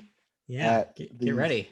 In Tampa Bay at the big game halftime show. Presented by Pepsi. Thank you. They're not paying us, but but this is how they get their advertising, since they're not advertising an actual commercial. It's true. I saw the Planters Peanuts is also doing that as well. Yeah. Anyways. At number 4, 3-4 plus 3-5 by Ariana Grande. Important note about this one. You'll remember last week, the credited version of this was the remix. This week, for whatever reason, it is just the original Ariana Grande. She is the only one credited. They, Billboard specifically said that acknowledged the change. So this will not affect last week's chart. Megan Thee Stallion and Doja Cat will still get credit for having that single be in the top 5 last week. But starting this week, they are not crediting the remix. They are only crediting Ariana's version. I don't know why. Because it's better. I do wonder, maybe it's because radio started playing the Ariana version after the big surge for the remix. Maybe that was the one that was requested. Maybe. I don't know. I don't know how it works. I don't know why they make these arbitrary decisions sometimes, but nonetheless, wanted to point that out. Big Machine Moving. Not Big Machine Records. That's something completely different. Although Scooter Braun is Ariana's manager. So you're not wrong. All right. I wanted to be wrong. And lastly, in your Hot 100, your number 5 song is Levitating by Dua Lipa, featuring DaBaby. Good to see Dua Lipa back with another track from Future Nostalgia in the top 5. And I think Levitating is a good choice for the next single. I'm surprised it took this long for that to become a single. Yeah. Because I really liked that album. Yeah. So much so, you should go back and listen to our 2020 music wrap up to find how much I liked that album. Yeah, it's a good song on a good record, turns out. All right. As for your albums chart, your Billboard 200, Dangerous, the double album by Morgan Wallen, will be the last time this album ever tracks. We will talk about that in the music bits. We'll get there. At number 2, it's Shoot for the Stars, Aim for the Moon by Pop Smoke. At 3, Evermore by Taylor Swift. At 4, Playing This Sunday, After Hours by The Weeknd. Ladies and gentlemen, The Weeknd. I told you about how I saw The Weeknd before he became The Weeknd in Vegas. Real quick while we're on the subject. Have you seen this? There's a Twitter account called Ladies and Gentlemen, The Weeknd. And all it does is it plays a clip from the Saturday Night Live episode where Daniel Craig was hosting and The Weeknd was the musical guest. Mhm. And it's Daniel Craig introducing The Weeknd. But the way he says it is so non-committal. He even kind of does like a shrug thing. So there's a twit. So it's like him going, like standing there. And he's like, "Ladies and gentlemen, The Weeknd," and then he just does this kind of movement with his shoulders. Then he walks away. Well, there's a Twitter account that's called that, and they post it every Friday Every afternoon. Friday. Ladies and gentlemen, The Weeknd. It's really good. I've started following it to get that every Friday now. It's The Weeknd. The Weeknd. Presented by Pepsi. Yeah, it's presented by Pepsi. And at number 5, your final album in the top 5, The Voice by Lil Durk. Lil Durk. Lil Durk. One of our favorite to say. Lil Durk. All right. If you didn't like any of those albums, I'm sorry, but The Weeknd will be performing this Sunday and for a live studio audience. You're going to have to deal with The Weeknd for a little longer here. Yep. But we do have new releases, including Medicine at Midnight by Foo Fighters. Yes, that Foo Fighters. Yeah. Dave Grohl's got a new album out. Yeah. We also have Lost Themes 3, Alive After Death by John Carpenter. Yes. Yes, that John Carpenter. He's still alive? Yeah. Even after death? Turns out. We also have Tyron by Slow Tie, Good Woman by The Staves, Ignorance by The Weather Station, and Just Because He Could, and just because we know he's going to be performing at the halftime show presented by Pepsi, The Weeknd has an album dropping this weekend titled The Highlights. To be fair, judging just clearly, not knowing what this is, but judging by the name, this sounds like a greatest hits record, but I could be wrong. Or it's like an EP or something. This is not a proper The Weeknd album, just to be clear. I don't know what this is, but yeah. I think it's my kind of album, though, because it's just the hits. Just the hits, exactly. And that may be. I don't know if that's what this is, but okay, so it's the hits plus bonus unreleased content. maybe. But anyways, it's the hits. Titled of the album though is The Highlights by The Weeknd. Yeah. Or the Super Bowl. Ladies and gentlemen. The big game. Ladies and gentlemen, the highlights. All right. Well, because we spent so much time talking about The Weeknd doing the big game, that's basically the music story. So let's get into some music bits, shall we? Yeah, so much has happened in music this past week. I had to round it all up. The bits. Talk about some bits. All right. Well, the rescheduled Grammys will be held outdoors with no audience and with mostly pre-recorded performances. Yeah. We talked about how they moved out of the way into March 14th, where the SAG Awards were. Mm-hmm. The SAG Awards had to move.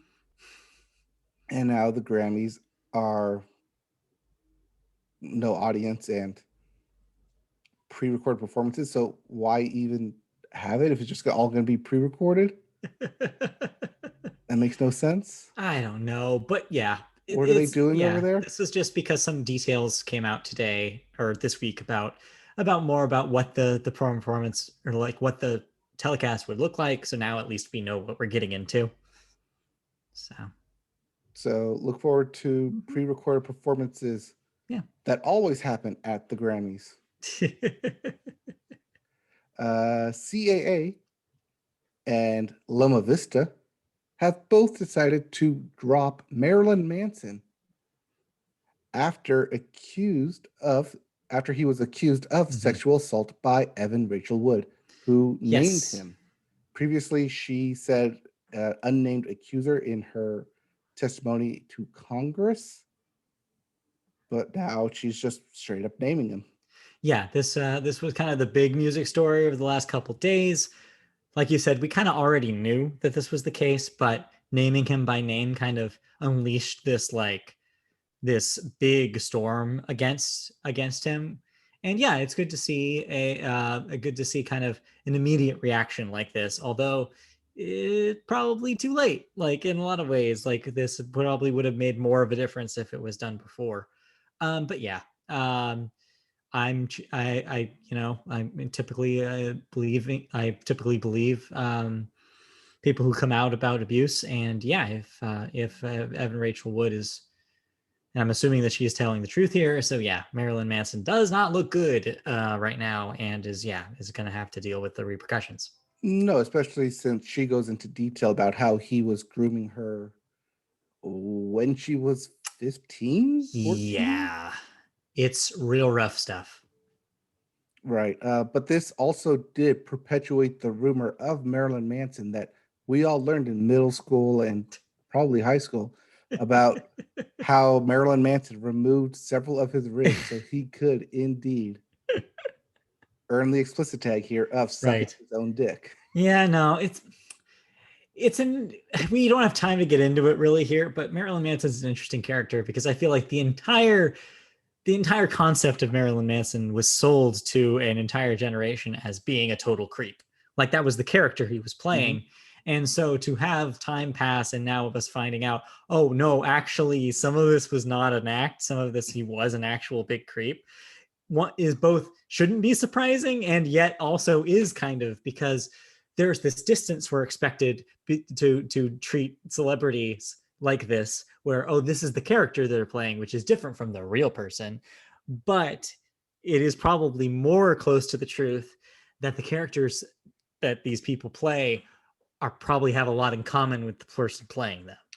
Truth is stranger than fiction. Yeah. Which does make me wonder if he actually did remove his ribs. Who can say? Start counting them. Start counting there. 1, 2. Oh.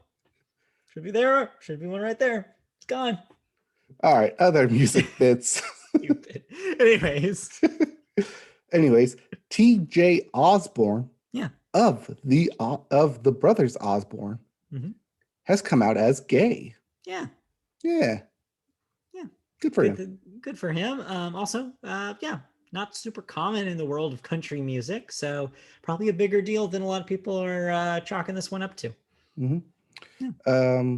But what is a big deal in the country music world? Oh boy, is that we could finally, probably once again, say goodbye to Morgan Wallen. As he has been pulled from radio and indefinitely suspended from his label after video of him saying a racial slur. Yeah, I haven't seen this. I don't know what he said, but honestly, I don't care. It's the N-word. I'm not surprised. But yeah, it seems like as soon as this got out in a similar kind of way, a lot of people professionally involved with him distanced themselves immediately. And yeah, it's kind of bad timing considering he has the #1 record for the 3rd week in a row. Yeah, he's getting the Kyle Larson treatment, but hopefully he doesn't get the Kyle Larson redemption. We'll see. We already gave him the once over pass, second chance with him partying in an Arkansas bar, maskless, but the week he was going to perform on SNL. Right. So that kind of put him already on a bad radar for most people. Yeah, it's a bad look, no matter how you look at it. And then this happened. Yeah, I don't know how you recover from this kind of thing, but yeah, it's rough. Would you like me to lay out how you recover from this? No, because I'd rather that he doesn't. I would rather that he doesn't too. Having never heard any of his songs, but anyway. All right. Anyways. Spotify's podcasts have doubled in listeners in the 4th quarter of 2020. Yeah, they just released some of their numbers from the 4th quarter. This is only relevant because last time we talked about this, podcasts were underwhelming for Spotify, and they were actually disappointed by the numbers that were coming in for their podcasts. So there was a lot of question about whether or not this was going to be something that they continued to focus on. But Right. This was especially after they made big deals with yeah, Meghan Markle and Harry and Joe Rogan. yeah, they had made a lot of big pushes to their podcast content. But I guess ultimately it paid off because finally they saw some growth. Yep. You remember rapper Silento? Not by name. Do you remember the song "Watch Me Whip"? Now watch me nay Now that I nay. remember, yes. Well, he's been charged with murdering his cousin. Jesus Christ. That's a lot. Just abrupt. That is something I do not want him to want to watch him do. That is for sure. Yeah, So, this came out of nowhere and was very weird. I mean, I'm sure his cousin said the same thing. Oh boy. Ugh. Don't like that one. I mean, we no longer like Salento now, even Yeah, I though guess he was a I mean I one-hit don't know if I wonder. ever liked him, but okay. One-hit wonder. Guess so. All right. We also have Republic Records claims the top 4 albums on the Billboard 200. I Top feel like four this should have been albums. up in the Billboard news. Yeah, my bad. I included this anyways because I figured I was going to forget to mention it while we talked about Billboard. But yes, Turns out you did. the top 4 records in the top five this week are all Republic records. That means The Weeknd is not one of those albums. Yeah. But the rest, yeah, Republic's having a hot streak right now. They figured out some sort of way to get a stable of really great artists, at least, well, musically. Wait, no, I'm sorry. No, The Weeknd is a part of that. I'm sorry, I was looking at the wrong list.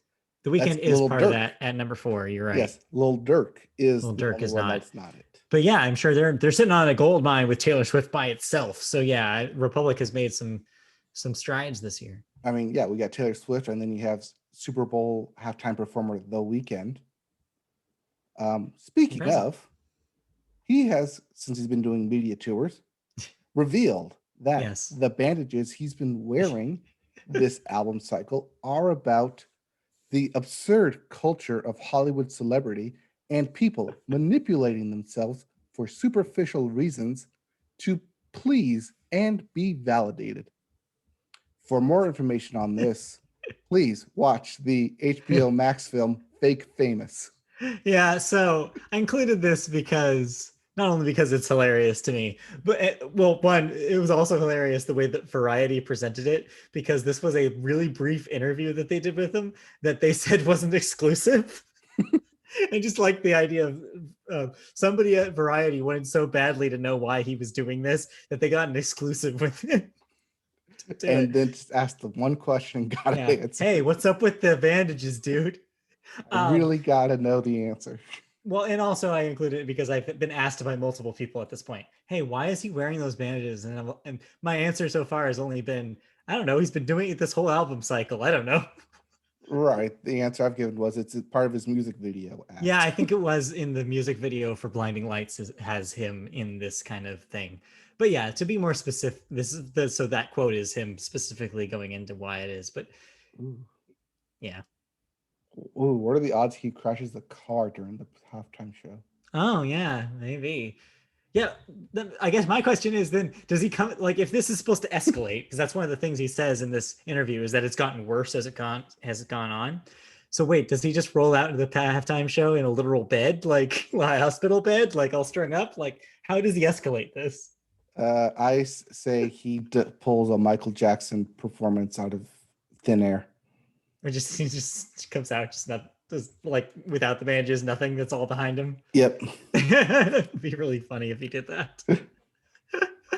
Right. Or he does the Rock in Fast 6, and he just like breaks the cast off of himself. Dad's got to go to work. Gotta go to work. Hey, guess what? It's the weekend now.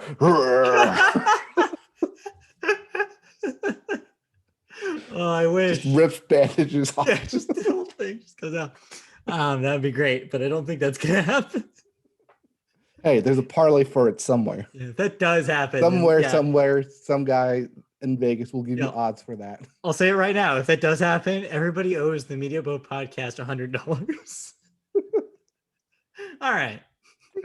And if that does happen, we will open next week's podcast with a bunch of like money raining Yeah, down yeah. I somewhere. was getting an air horn. Anyway, let's wrap up the bits. We only have a couple more. All right. In more serious news, Tony Bennett, yes, that Tony Bennett Yeah, who's been touring with Lady Gaga, has revealed that he has Alzheimer's, yeah. but is still planning new standard records with Lady Gaga. Yeah, he's done two in the past with Lady Gaga, a standards record with her. This will be the third in that series. But yeah, also yeah, it's very sad news that he has been diagnosed with Alzheimer's. And yeah, it kind of brings into question how often maybe we'll see Tony Bennett in a performance Mhm. uh, situation and going forward in the future. But we'll see. Also, with Alzheimer's, if he hasn't won any Lifetime Achievement Award by now, expect him to win it in the coming year. I could see some sort of Grammy Grammy recognition tribute. at the telecast this year. Hmm. I could see that. Yep. All right. And lastly, for our own unamusement, and to no one's surprise, Yeah, Coachella 2021 has officially been canceled, right. and so has Stagecoach for April. No word yet if they're going to do what they were planned to do last year, which is push it to October. Also, no word if Golden Voice will even be a company by the time any of this comes back. Honestly, I hope not because screw Golden Voice, but yes, this is not surprising. Like you said up top, it's not surprising at all that they're again pushing this back. Like you said, I don't know if they're going to be like, oh, we're secretly rescheduling for October. I don't know if that's the play this time. I think that they're really just holding back and waiting to see what happens. Right. And I think, like we said with the Olympics, they need to see how vaccinations go, how cases go before Yeah, anything gets put in place, yeah, any wheels get put in motion. Because I'm sure once concerts are given the green light, people will sign up regardless if they've been vaccinated or not, because right. people are idiots. Yeah, there's going to be a mad dash Case for in that shit. point. Good to know.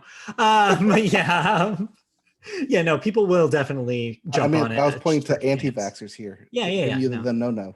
yeah, they're in the air. They're in the air above you somewhere. Yes. But yeah, needless to say, yeah, people are going to jump on it as soon as they can. But for now, cancel. Yep. All right, Did you listen to anything? I did, unfortunately. Unfortunately. Well, okay, I wasn't going to listen to this thing, but I had some spare time today. So I decided, well, we should listen to one new release that came out last week. And the big new release last year, or last year, I keep doing that. Last week was the new Weezer record, which they've called hilariously "Okay Human." Get it? Because OK Computer, Radiohead, get it? It's a joke. Also a joke. This record. So I didn't know this going into it, but apparently the background for this record is that Rivers Cuomo got the idea that they should make a record with a 36-piece orchestra. Like on purpose? Yeah, yeah. That he thought it was like, oh yeah, no, like it happens to every artist. Like they want to experiment with like a record that's not just the usual thing they did. The only thing is that what I don't think he realized is that if you take the Weezer songwriting style and structure of Weezer song and put it instead of guitars in front of a 36-piece orchestra, it does not change at all from being a Weezer song. All these songs still sound like Weezer songs that could be on any of the last records like they've put out. Yes, there's an orchestra behind them, but it doesn't actually change anything about them. They still sound the same. And they're still talking about the same old shit. There's literally a song on here where Rivers is singing about listening to audiobooks. I wish I was making this up, but I'm not.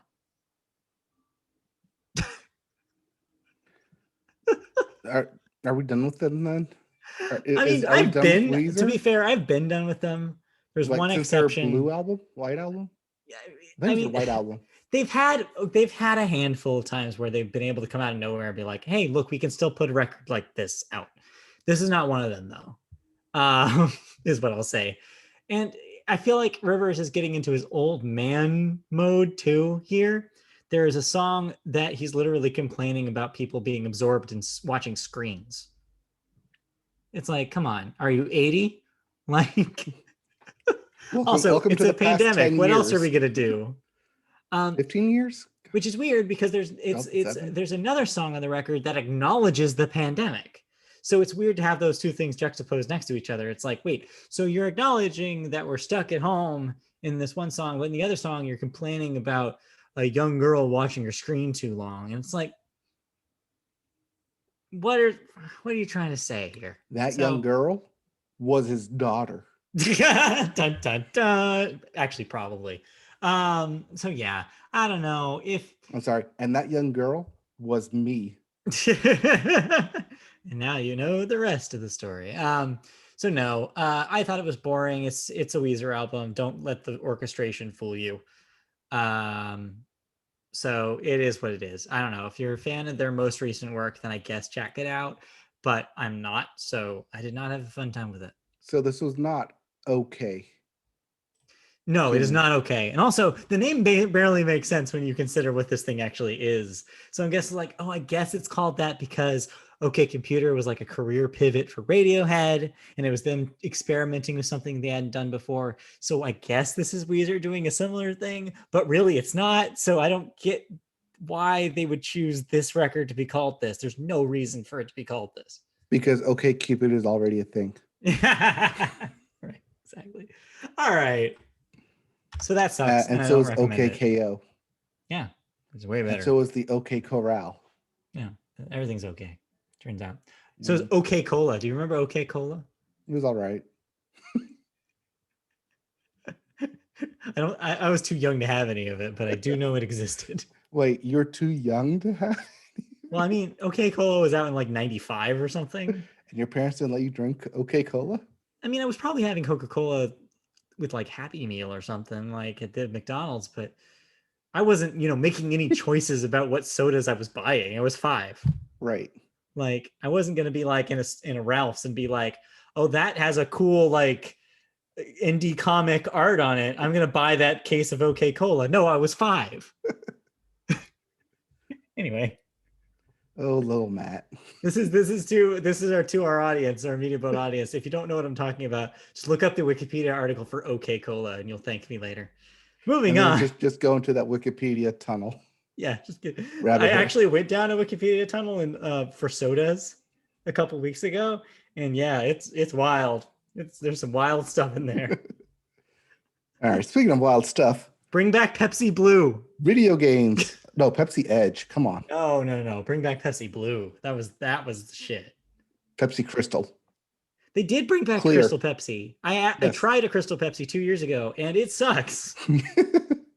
That's why they came back the one time. Yeah, I see why they got rid of it after the first time.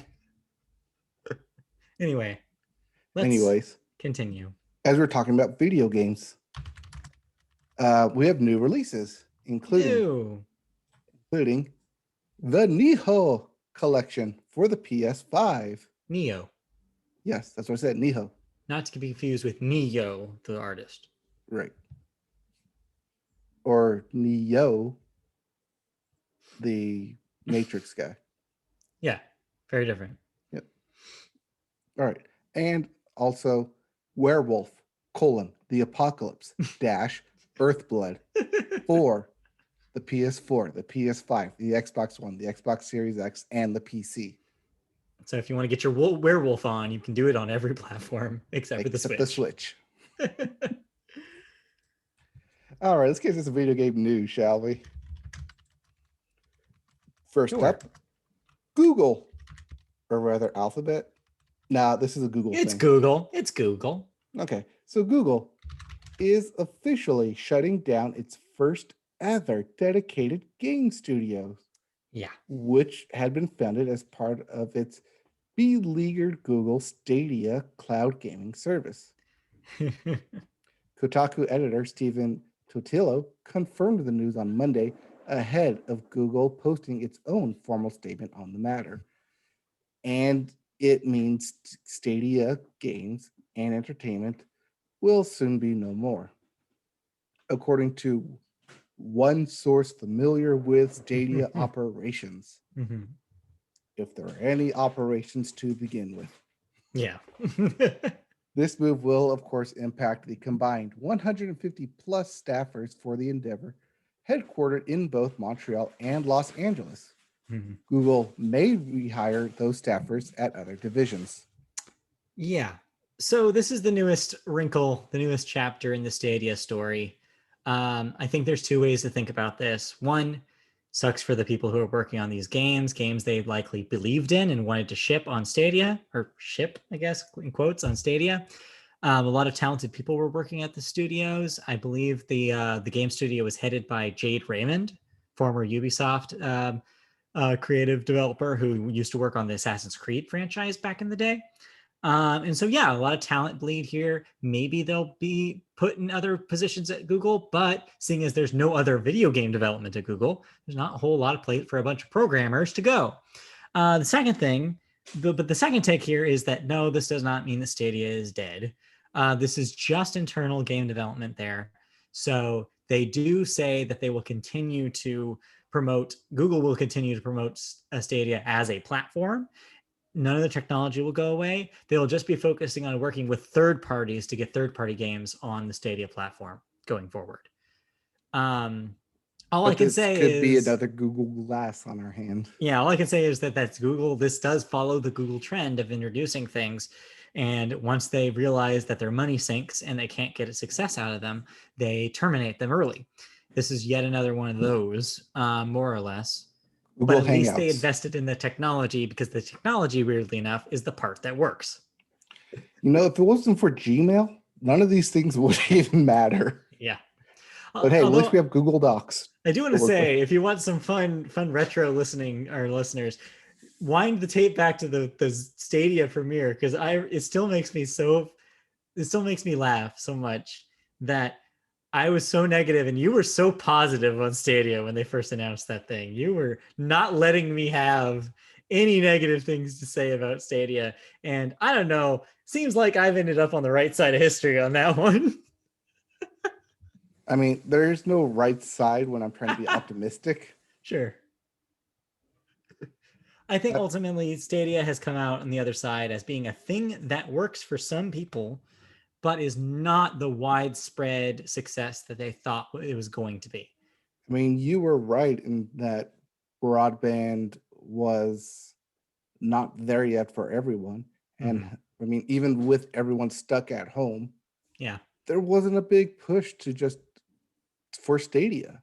Yeah. In a time where, yeah, we're all stuck at home with internet constantly on, and in a world where next generation hardware, whether you're on the PC or the console side, is extremely hard to come by, this would be the time for Stadia to be a huge success. On paper, this is Stadia's moment. And But they blew it. they blew it. They blew it so long ago that they didn't even have the runway to where they could get here to be a success. They every step of the way made the wrong decision. One, by making the games a la carte instead of making it a subscription where you got the games for free. That was the first mistake. Mm-hmm. And it's just avalanche from there where they just cannot maintain their own games. They can't be an evangelist for their own platform anymore, which means that the third parties are basically going to have to use the existing Stadia for what it does now, and they can't be proven by Google themselves about what else they can do with the service. So yeah, it's just a It's missed opportunity all around that Microsoft very is going nice. to, and Microsoft is going to is already in the process of, and Amazon with their Luna service. They're both in a position right now to do everything that Stadia did and even better. Right. Game Pass Ultimate is the thing you want I haven't from even tried. Microsoft. So I haven't tried any of the cloud stuff on Game Pass Ultimate, but I am paying for it. So maybe someday I'll try it out, but we'll see. All right, we'll see. And lastly, in video game news, run it back. as Alabama says every year. And then Clemson said the 1 year and then failed. And then the Ohio State said and failed. Yeah. And then LSU said and failed. But hey, Really, Alabama's the only one who's able to do it, able to run it back. what do all those have in common? They're both considered the D League for the NFL, Which is which is college football. college football. That's right. As Madden NFL developer EA has announced it's making a new college football game. Yes. How long has it been? It's been so long. Wait, no, I can't make that joke. Yeah. No, I was going to say it's been so long that the kids who had sex in college and had a kid from it are now in college. No, No, not true. not quite. But it has been so long that one of the last ones, the 2010 edition of the college game, had Mark Sanchez on the cover. That's how long ago this was. Yeah. EA's last college football game was released way back in 2013. Whew. But now, as you can see in the announcement below, Sorry. it's making a comeback. It's below us. Well, it's below you right there Yeah. on the YouTube. Right. Yeah, that's below. Yep.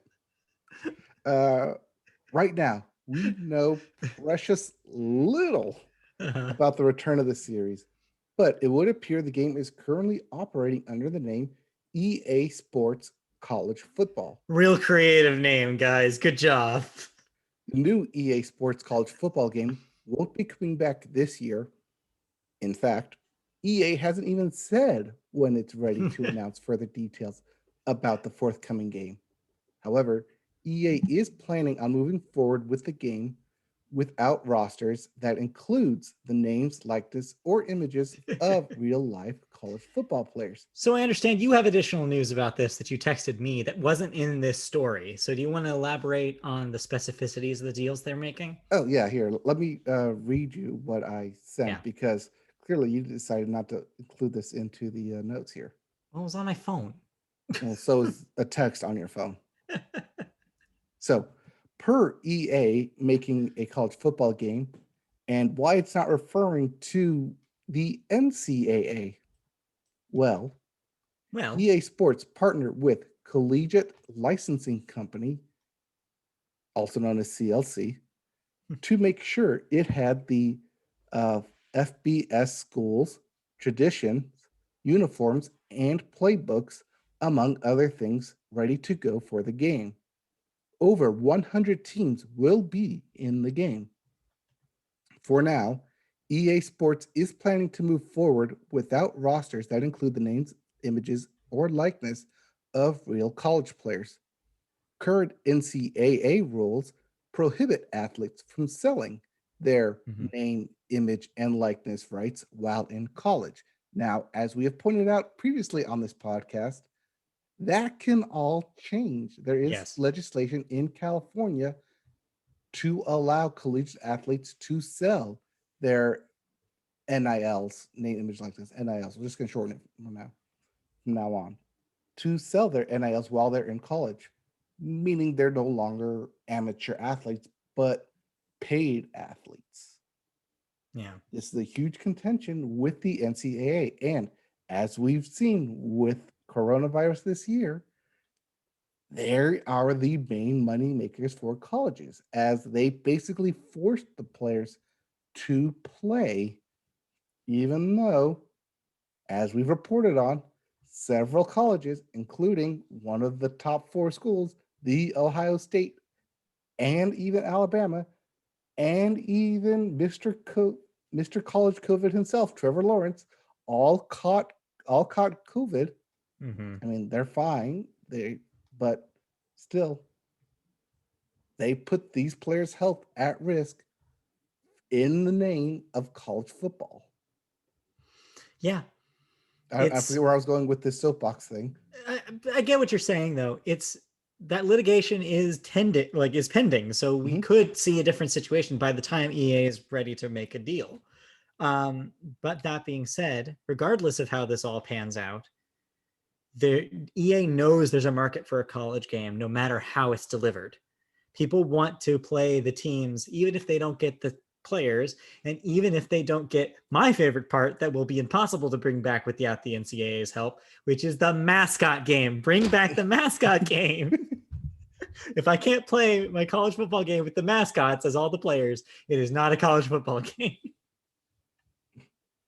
But most people are not me. So I think Right, that, but this is also yeah, why EA is saying it's college football and right, not NCAA sponsored, right. because that is a whole other beast that they would have to get in bed with, that currently, much like myself and people I know, aren't too keen on the NCAA. Right. Also, That's the will it even other still be around? Yeah, that's the other part of this story is that even if they did end up doing a deal with that, there's a certain audience where that would actually be a bad idea.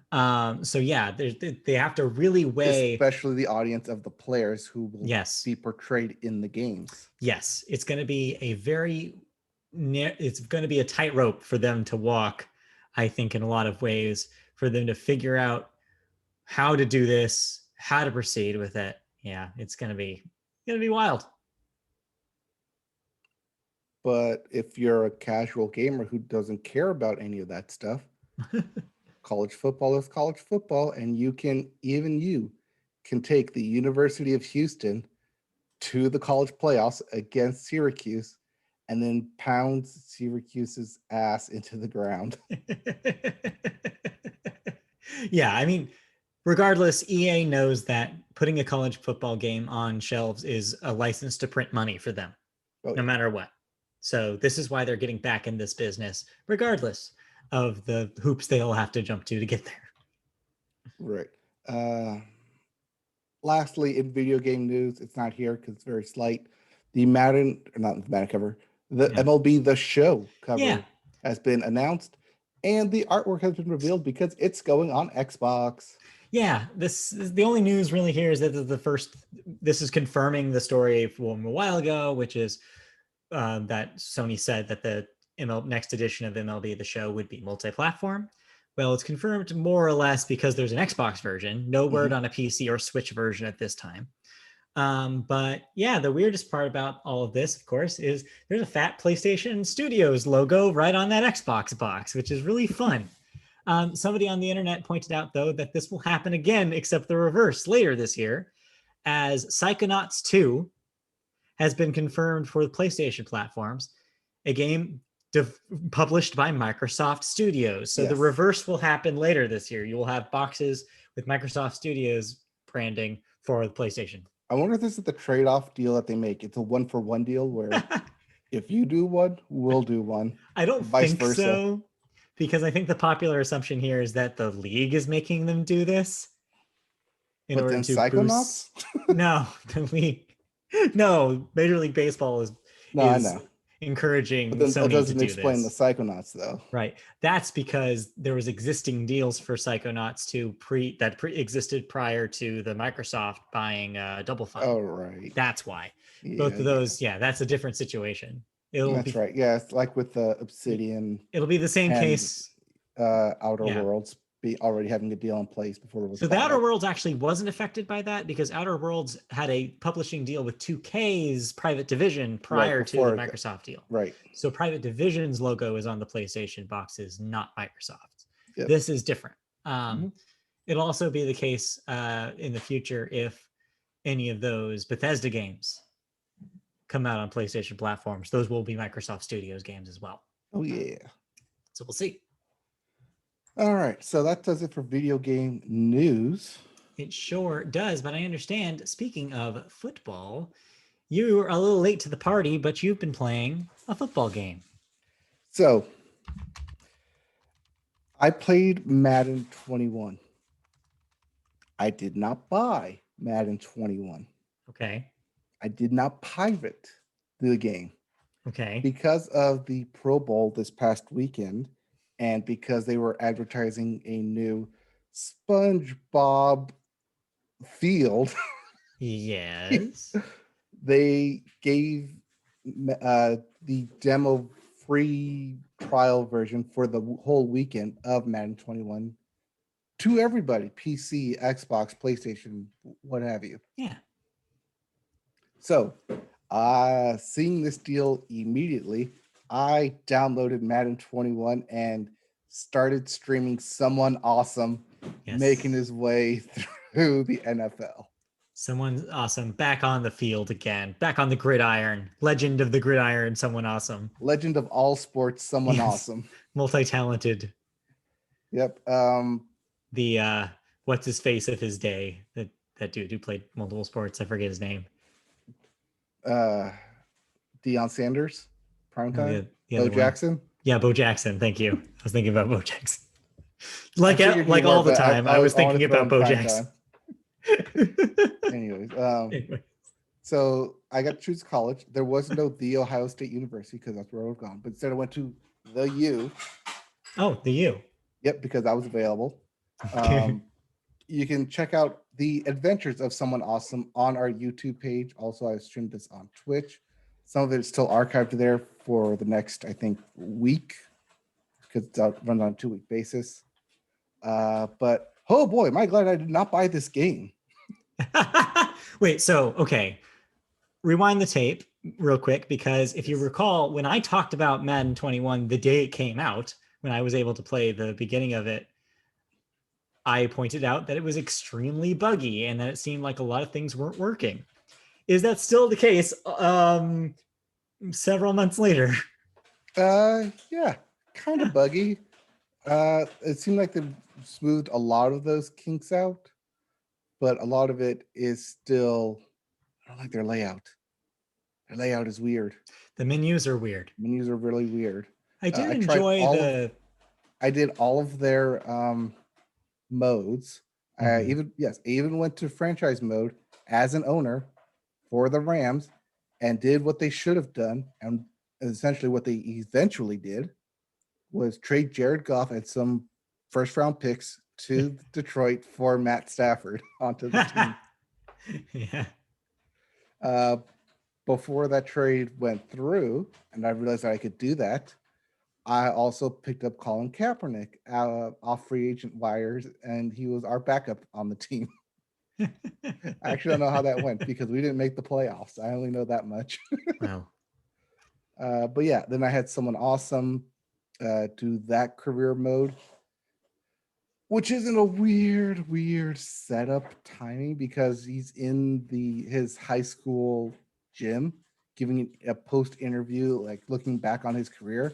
So it's all in a flashback, essentially talking about his career, but you're currently playing his career, forming the story as he sits in his gym, basically reminiscing on his time in the NFL. So even if you do suck and don't make it to the playoffs in your first 5 years, like I did, Yeah. because as I tend to do, because it's a video game, I was the quarterback and I did not hand the ball off to the running back at all passing plays all the time. You're still considered like a legend of your high school, and they're still getting this interview, even though you kind of maybe failed at the NFL, because it is possible to be run out of the league. I mean, really, this is the Mark Sanchez story, except he did make it to the playoffs once. Oh, I did eventually get traded to make it to the playoffs and to the Super Bowl, where I lost on some bullshit, buggy ass. I mean, I don't want to spoil it, but I lost. Spoiler. Spoiler. But yeah, this is a pass on the Madden game. Clearly, the season's over. I expect this to drop down to the bargain bin of $10 somewhere. Even then, you shouldn't pick it up. Yeah. But hey, it was free, and I enjoyed every aspect of it being free, including the new stuff being the yard, which was 7-on-7, Uh-huh. high flying, air it out, terrible gameplay. Oh, is it bad? It's because yeah, it's I like Blitz couldn't get without it the to fun work. stuff of Blitz, right? Yeah, I couldn't get it to work. It was you run around, like, you hike it to the quarterback, but the quarterback's supposed to run a route because you're supposed to toss it off to someone else who's supposed to be the quarterback, but you're the quarterback. It's weird, and like rules don't matter in that thing. Um, I did Madden Ultimate Challenge for the Mutt team as well. But That was weird yep. because it gave you packs, but you had to go to other screen to open all the packs it gave you. And I was wondering why my team was so shitty because it was like, "Wait, I thought I'm getting packs. Where are my packs?" And I was like, I go to the store. I was like, "Oh, open all 15 of your packs that we have sitting here." I was like, "Well, that would have been helpful." And I shot my team up by 15 points. I was Yeah. like, "Oh, well, that helps. Now these things to being easier now." Only I'd known this earlier. But yeah, super buggy, super weird. Don't like the menu layout. It's a pass on Madden 21. I did really enjoy the interstitial stuff. The overall like themes, like they're super colorful and like modern looking. I liked that part, Mm-hmm. but there's only so far that they can take you. I mean, it's only so okay. So you're talking about the yard, right? I'm just talking about in general. I was playing, I think the only game I played was a regular exhibition. Okay. But yeah, I Well, thought a lot of the window dressing stuff was cool. okay. Well, in the yard, Yeah. not everyone on your team wears the same uniform. Also, there's Mm. a different mode called a champions mode or something. I forget what it's called, where you pick up different guys as you go along and like different superstars to throw on your team, and you're supposed to win 4 games in a row. But none of your uniforms match. It's weird because you're supposed to be on the same team, but there are all these variations on what's on your team Mm. jerseys. It's not the same pattern. And I'm like, why would you do that? Just make it all the same because it's a uniform. Uni means one, and it's weird. So yeah, I'm giving bad vibes to Madden 21, which you figure after 6 months on the market, they should have fixed some of this stuff, but they didn't. Hmm. But I will say that the SpongeBob thing was fun. It's fun to play in. Bright That's good. colors, some Krabby Patty, SpongeBob esque decor in the background. But there was no slime zone, so I was disappointed in that. Okay, so it didn't reflect the real one that we've now seen. No, but that would have been cool if there was a slime zone. Yeah. That's you could say that literally about every video game. It would have been cool if there was a slime zone. Developers, slime zone. Add slime zones to your games. And with that, did you play anything? I mean, if you count, I got gift friend of the show, Christy, gave me an early birthday gift over a month ahead of my actual birthday in the form of a year subscription to the New York Times crossword. So that's kind of a game because it's an app on my iPad. But beyond that, no, I did not play any video games. I understand some stuff just hit some hit Game Pass, some new stuff hit Game Pass that I might check out. Also, the free games are up for PlayStation Plus that we talked about last week. So if you haven't played Control yet, that is now up in its Ultimate Edition form. So I may give that a little download. Other than that, no, I haven't played anything new. I'm waiting to see if I can maybe get my hands on a PlayStation 5 when those become available, but that's a question mark right now. Okay, yeah, I might play Control since I have to delete Madden from my console. You have to. It was so bad it's forcing you. I mean, the fact that it was free is forcing me as well. Yeah. Also, when the Super Bowl is over, football is over. You have to remove all football from everywhere. Your world has to be removed from football because you know what that means. It's time to get hyped for baseball season. Right, but I can't change this logo behind me into an Nah, Eagles. it's fine. It's fine. It's just it's just a memory. It's a memory. Just right there in the back of my head. Yeah, literally. You block Literally. it. You're blocking it right now, so you're totally okay. Nobody will know. All right. Okay. So that does it for us here then. That does do it for this edition of the Media Boat Podcast. Went a little long, but not as long as I thought we would. Thanks for joining us. We'll be back next week with another episode. For now, if you want to watch us in video form, you can do so on our YouTube channel. Just go to youtube.com and search Media Boat Podcast. Find our page, like, subscribe, click the bell for notifications, the usual bullshit. If you want to listen to us in audio form, you can find us on podcast services such as Apple Podcasts, Amazon, Google Play, iHeartRadio, Spotify, all of those and more. If you want us to see us on social media, we're on Twitter. Our handle is @MediaBoatCast. Facebook, search Media Boat Podcast. Find our page there. Comment there as well. Email us if you have questions, comments, anything about the show at mediaboatpodcast@gmail.com. Find our old writing at mediaboatpodcast.com. And I think that'll do it for the plugs. So thank you for joining us. We'll be back next week for another edition. We'll be talking about all sorts of stuff like Super Bowl and probably other things that I can't think of right now.